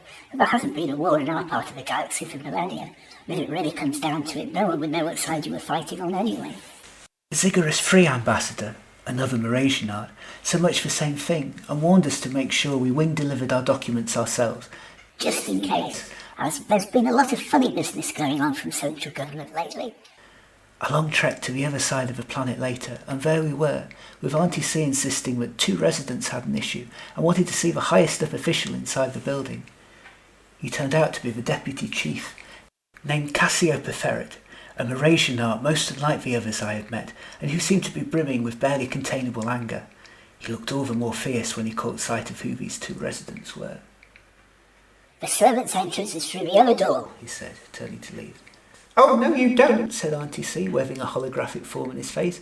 My neighbour and I have just had to fill in an incredibly personal form with a near impossible deadline. Before we had to hand it over safely with a record of the fact made in front of witnesses, we want to know why we had to fill it in at all. He looked down his antenna feelers at us. It is to keep our residents, our real residents, safe. Off-worlders will always have conflicted feelings over international matters, and if there's trouble we have to know where you live so we can do something about it quickly. And these other questions, said Auntie C, they have no relevance at all. They paint a picture that in time may tell us more than facts do, murmured the official. It's not as if we're doing anything wrong. Why, if I was still on my planet, protested Auntie C, starting what I knew to be a long monologue, but the official cut her off with some skill. There will be no objection to filling in these forms then, will there? Calling 2 Mrasian secretaries over, Cassiopeferret stared blankly at us while he filled in a form without even looking at it and handed us over 2 receipts. I'm sure I or one of my underlings will be in touch before too long, he drawled. A word of advice though, stay out of trouble, and preferably out of sight. So saying, he shut the door. Well, I never, said Auntie C. In all my born days, never has anyone spoken to me in such a rude way, not even on Earth. Why, if we were back on Ziggurat's free, I'd take away all his tea privileges, that's what I'd do. I'd stick him in the coldest, darkest cave, furthest away from our suns, until he learned some manners. Why, I've got a good idea to emigrate now, the very idea. No, I said, worried that she might carry out her threat and leave me here. That's exactly what they seem to want us to do. But Mras is our home now, and we're not leaving. Good for you, dear, said Auntie C before yelling through the door. Hear that? We're staying put. This is our home now as much as it's yours. We still have rights, and you needn't think we're going to stay out of sight either. Clandusprods weren't built for hiding. It was a sad trudge back home again, livened up only when I remembered to tell Auntie C about Oberon's idea to teach classes at his club. My dear, she said, well, that's a brilliant idea. It can't stop us talking on private property now, can they? I might even be persuaded to talk too if there are less people around. Only one problem, though. I worry that I might not be able to talk on a subject for very long at a single sitting.